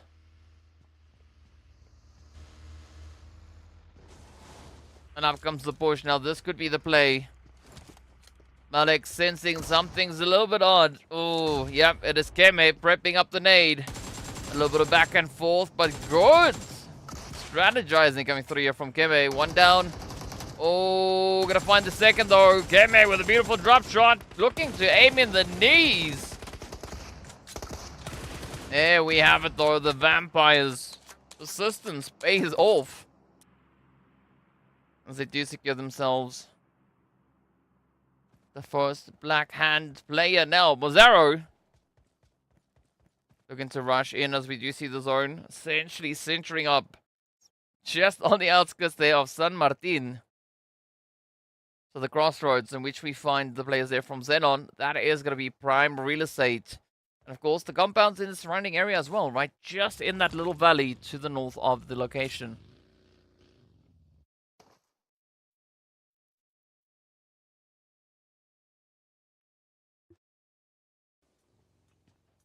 The Storm now also just waiting out in the open here. Kowa trying to lock in the spray on Hazard. Oh, gotta get it, gotta get it, gotta get it. So close. Yes, they get it. Down it goes Hazard. So, one player Burton. Now let's see whether or not they're gonna find the rest. There's an Inho, and he isn't now. Comes rushing on forward.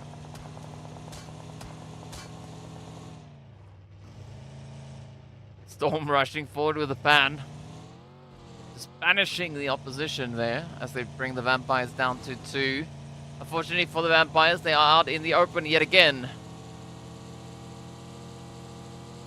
Maybe if they move into a bit of shade, they could find a good anchor point to play off of. Meanwhile, it is going to be Clear Vision and Wave locked in on the southern edge of zone.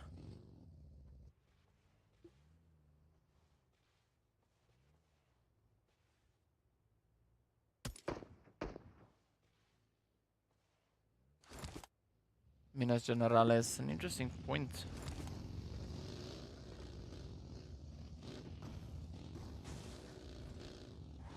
Clear Vision now. Clearly they have other plans. Meanwhile, yeah, it's gonna be the vampires. Oh, Ninja Boy! Playing from within the shadows. Down they go as Carry Boy locks it in, and that is it. Vampires out with 1 elimination. The first team to go warm up the lobby.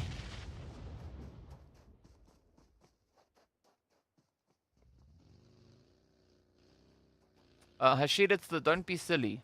That's the real name. That's why it's DBS. Or double barrel shotgun. But I mean, Don't Be Silly just sounds so much better.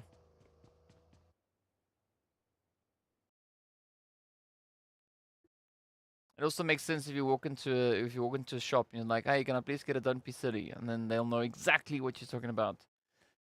Speaking about silly, we don't see any of that out on the map, but we do have a crazy bit of contention now going through on towards the southern edge of the zone. We got Arab Golden there alongside Superpower, Virtual Gaming, Smash Special, +18. Oh, Cost of Black, Clear Vision, and Wave. All now going to be fighting for contention of that southern edge. But up comes Virtual Squad. Let's see whether or not Virtual can get the play in here. Again, tanking on some of that blue juice. Special Superpower, rather. They have a slight bit of an advantage, as they are situated within the zone, and they can now look to leverage that onto the side of Virtual Gaming Squad. Will the nade reach? No, not quite.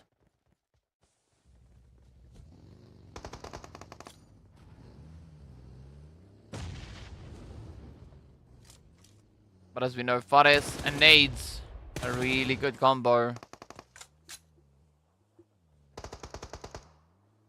But they've got about just a handful of seconds left on the clock. That blue zone is going to force their hand, so Virtual Gaming Squad can't lose too much time out in the open here. Oh! A great follow through coming onto Alphalugi. Most are now really looking to close it up. Still got a White Boy and Ninho up ahead, but they're going to be doing the quick pickup and escape. Looking to make a run for the hills. Now this does bring quite a bit of trouble in for the hopes here of a special, oh, a Superpower rather. That back tire getting popped, making them do a bit of a U-turn. But out comes Fares. Are they going to look to get aggressive, or maybe just use the opportunity to play for zone? Does seem like they have intentions of zone positioning. But Arab Golden just going to be up ahead of them. Ooh, great awareness coming through here from Fares. Ninho, White Boy. Feeling a little bit of that heat. But we have seen White Boy clutch it up today. Are they going to be able to secure a very similar play this time around as the blue zone comes swooping on in? Arab Golden are going to be looking to assert their dominance as well. Meanwhile, over to the east of zone, it is going to be Special Esports and 77k having a huge hole blown into the side of their defenses. Up comes Thor though.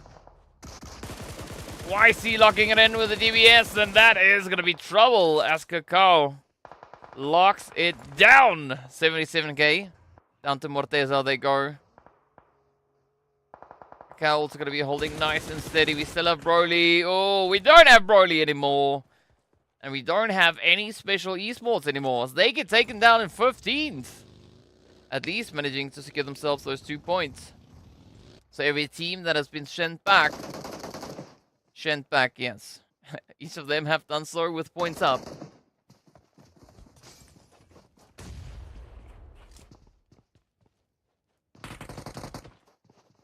So Virtual Gaming Squad also now experiencing a little bit of difficulty. Smash though, not experiencing any of that as they just descend very swiftly down onto +18. It's gonna be Castle Black and Clear Vision.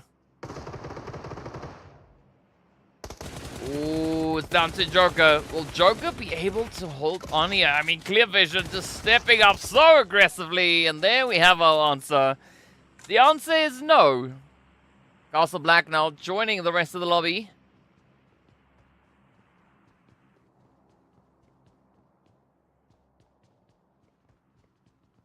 Yes, sir, Hashir, it is indeed called blue juice. They're out there sipping on some blue. Superpower still having to try and find their way through. Or maybe around the clear vision here. I mean, it would make more sense, potentially now, for Superpower to opt to the west. Because if they move east, not only do they have to worry about clear vision getting a clear line of sight on them, but we also have Arab Golden. As Ninho now experiences that firsthand.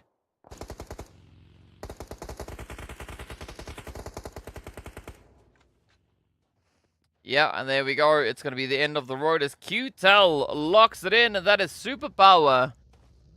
Out in 12th position, unfortunately not a single point getting sent their way. Falling a little bit short of the placement points here.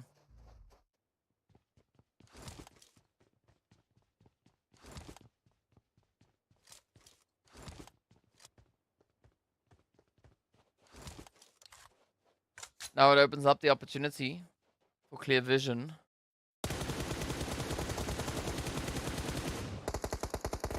To move a little bit further into the zone and also well away from the side here of Arab Golden. But I like what Hazem is doing. They've now broken off. They flanked up. Ooh, but Hazem, this might be a little bit risky. As Hazem has now moved in between essentially Wave and Smash. Ooh, yep, there we go. The follow through. That one's got a sting, but now it's going to be Smash also getting hit with a few opposing sprays. Clear vision moving into a bit of high ground. Could award them quite a bit of leverage. But they're not going to find the play though. Meanwhile, it is going to be 7-7K now. Having the vehicle exploded. Black lost out in the open. Focus. Locking in the angle. 77. Getting a quarter of the points they had in the previous match.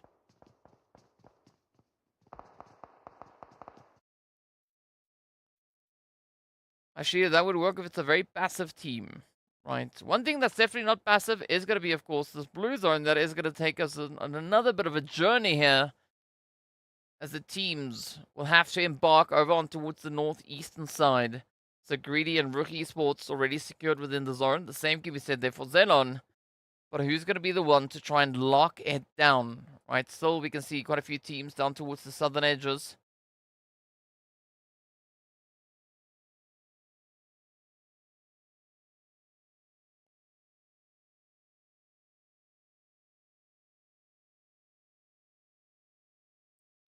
Greedy now finding a bit of an opportunity. They've spotted the movement coming through there from Eugene. Jack Digger, they also have a great chance here. As they could just hug the edge of the zone, creep their way on through.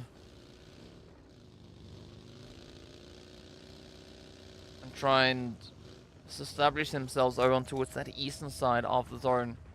So meanwhile, there's going to be clear vision. Looking to find bit of an angle here. They've spotted and confirmed at least one of Arab Golden. Does seem like Arab Golden, they've been able to squeeze through as they go for an upside down approach. I mean, if that was the vampires, I would understand, but you know, because they do the upside down thing. Ooh, now it's going to be one shot looking to turn Arab Golden upside down.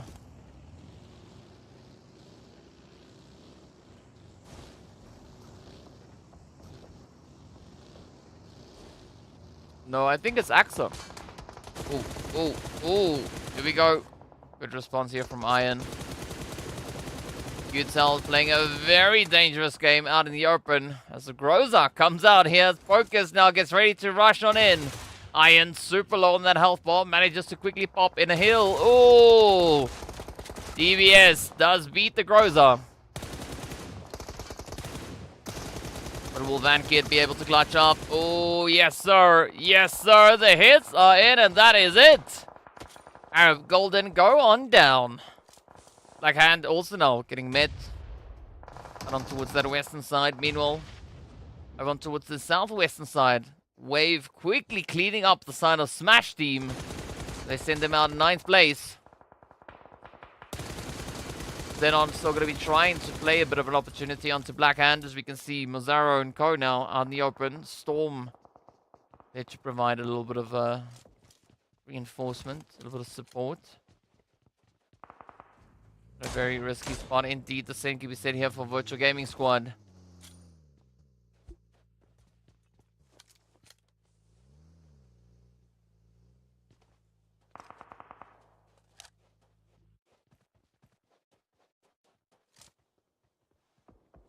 What a wave now, still trying to play out of a bit of hard coverage here. I don't quite see Virtual Gaming Squad really getting themselves out of the situation, unless by some miraculous way, Wave and Jack Digger decide to move into a different location. Maybe something further up north, but let's see what the zone is going to be bringing in. Will it force their hand? Not really. Right. Jack and Wave both could look to move up a little bit more, so they could still be a bit of an opportunity, a bit of a chance now for Virtual Gaming Squad. But it is going to be quite a bit of a tough run. Greedy now find themselves situated smack dab center zone. XENON in the hand. They're trying to decide if it's going to be worth the push. Are they going to risk it out in the open? Or are they going to try and maybe clear the way, clear path back in towards this next zone? RUKH Esports, they've got the setup here. Greedy, they've got the hard coverage. All they got to do is leverage that down over towards the western side. And it seems like this is exactly what they intend to do.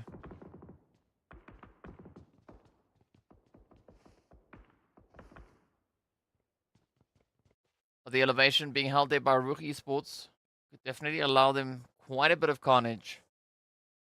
Quite a bit of opportunity, in fact.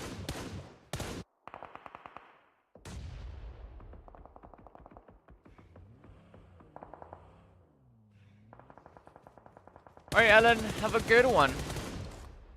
Have a good one. Meanwhile, let's see what XENON are going to be looking to bring. They getting themselves warmed up. They're prepping for a bit of a potential push. As we are now down to 7 teams. Virtual Gaming Squad not going to be making a successful rotation into this next phase. Now it's going to be the heat dialed up onto XENON. Oh, lazy boy though. Peeking out the window. Playing a little bit of suppression here. As XENON, if kind of got a position in zone, but not the most favorable really to work out of. And meanwhile, it's going to be Jack Digger still trying to find their way on through, as they've now had the knock-off through onto Miramar. Clear Vision could definitely play quite a bit of an upset here. Again, this little shack could essentially go a very, very long way for them, but it's all going to rely on what Jack Digger and Wave are going to be looking to bring on through.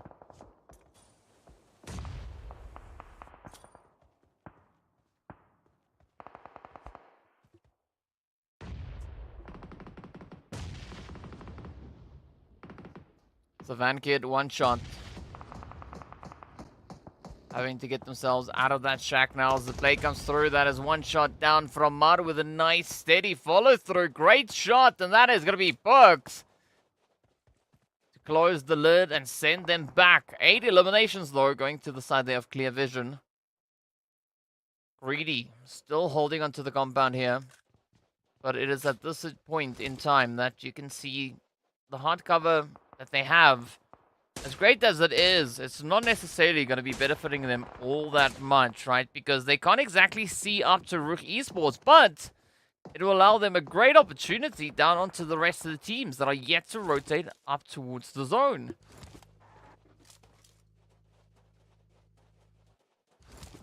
We're now going to be trying to snatch up a few more eliminations. Oh, thanks, Hashir. Appreciate you. Let's see if they will get the plays now onto Wave. XENON. Things are not looking great. They know they have to rotate up. Oh, default. They're going to be trying to play a bit of an angle here on towards Danzo.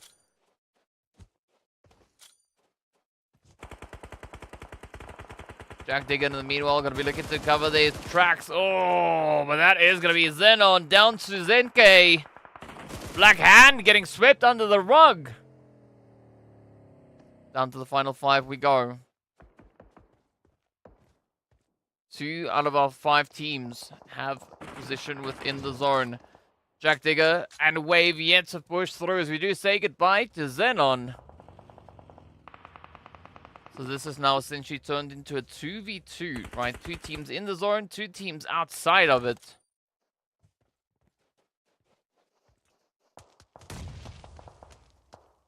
But a Wave could also still play quite a bit of an upset here onto the side of RUKH Esports. They've got a little bit of leverage, I would say.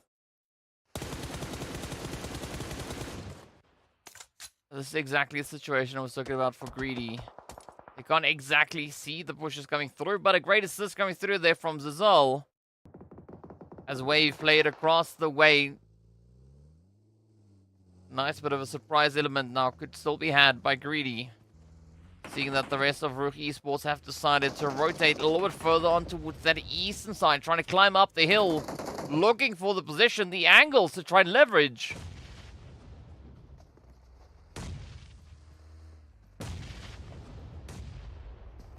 So we've got 4 full squads getting ready to duke it out for this winner chicken dinner. The last one up for grabs here today. Jack Digger now just going to be riding that blue zone. But again, nice reach down on towards Wave.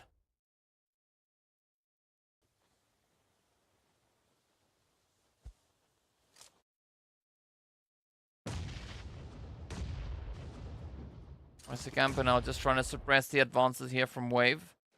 While they themselves try to push forward in towards the zone.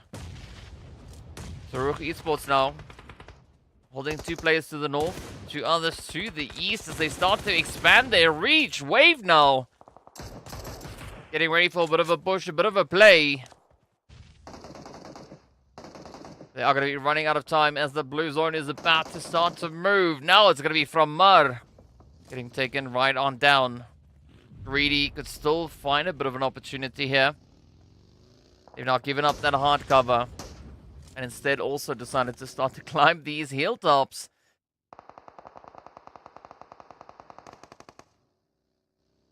But again, the zone just centering up on itself. Ooh, Greedy. They've now found a bit of an opportunity there onto Wave. Meanwhile, it's going to be Jack and the side of RUKH fighting up on the hill. So again, we find ourselves in a beautiful 2-2 split, right? 2 teams rather down below, 2 teams up high. I don't quite know where 2T teams are, but sure, we'll take it, right?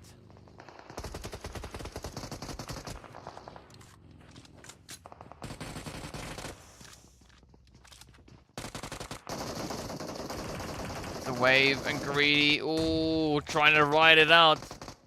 Gaddafi, Rex could be looking to try and clutch it up, but now with Toxin still alive. Oh, well, now they go. Oh, Hemo sends the shotty to the face. It's now Gaddafi versus Hemo to see who's going to be the team allowed to rotate on forward as we do say goodbye to Jack Digger. RUKH Esports taking care of business. Already up to 10 eliminations.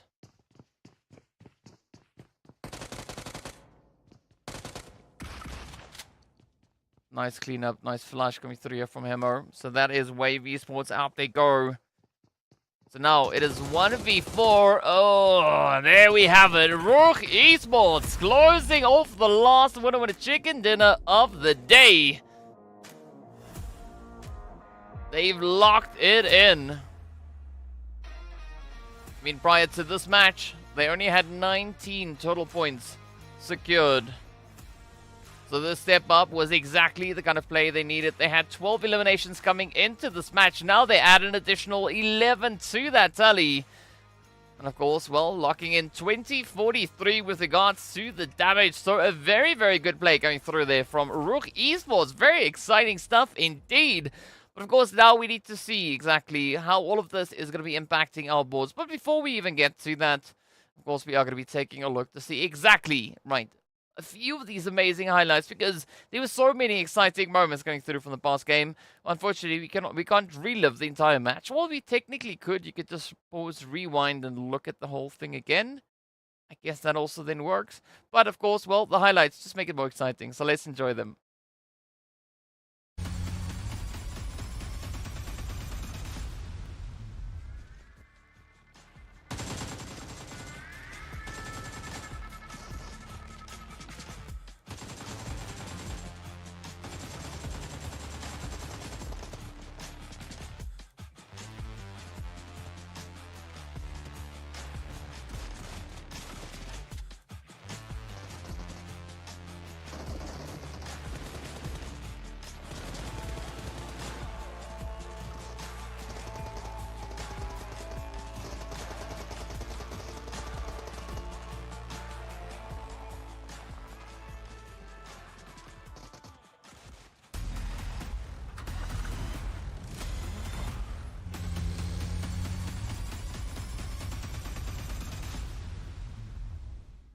Well, very tough action coming through yet again. Great way to close off the last Miramar of the day. Of course, as we know, we are going to be taking a look to see exactly who our MVPs are, right? Who was the player with the most eliminations? Who got the most damage? Who got those nade finishes? And of course, several contenders stepping up to the plate here. Again, I mean, we were trying to see whether or not we are going to have a repeat of the previous match. But as we know, it is going to be RUKH Esports coming through on 11 eliminations. Wave walking away with 6 for a grand total of 11 points.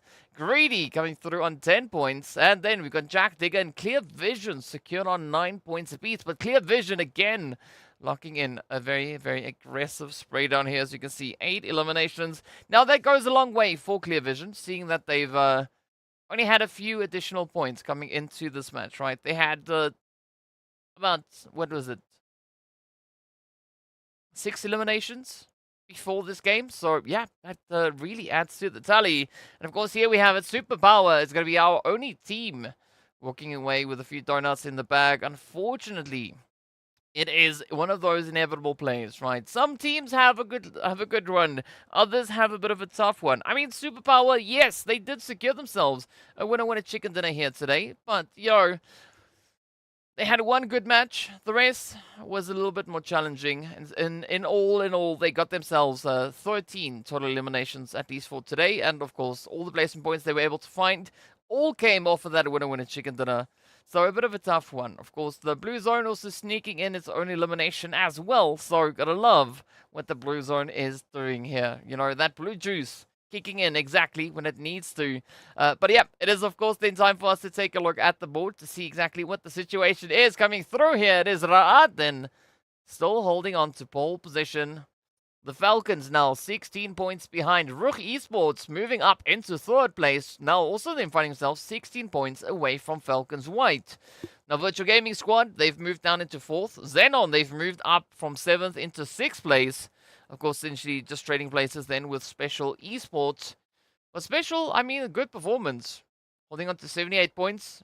All of that without a winner chicken dinner. So not a bad play indeed. But we've got to take a look and see what that second page is going to be bringing through. Rahu? Yes, RUKH. That's who. They've been adding quite a bit of an aggressive play. No change, at least for 9th, 10th, and 11th place, right? Those teams are exactly in the same spots. We left them. Wave, though, they've kicked up 2 slots all the way into 12th position as a result, essentially trading places then with Superpower. Jack Digger still maintaining 13th. And then, of course, we can see the players there from Greedy also moving up 1 position into 15th position. Essentially trading places with the Vampires. Aside from that, we've not yet had any other shifts coming through on the standings. So 17th to 20th is going to be exactly the same as it was. So, yeah, a very exciting day indeed coming through from our teams. Love the action that they are bringing through.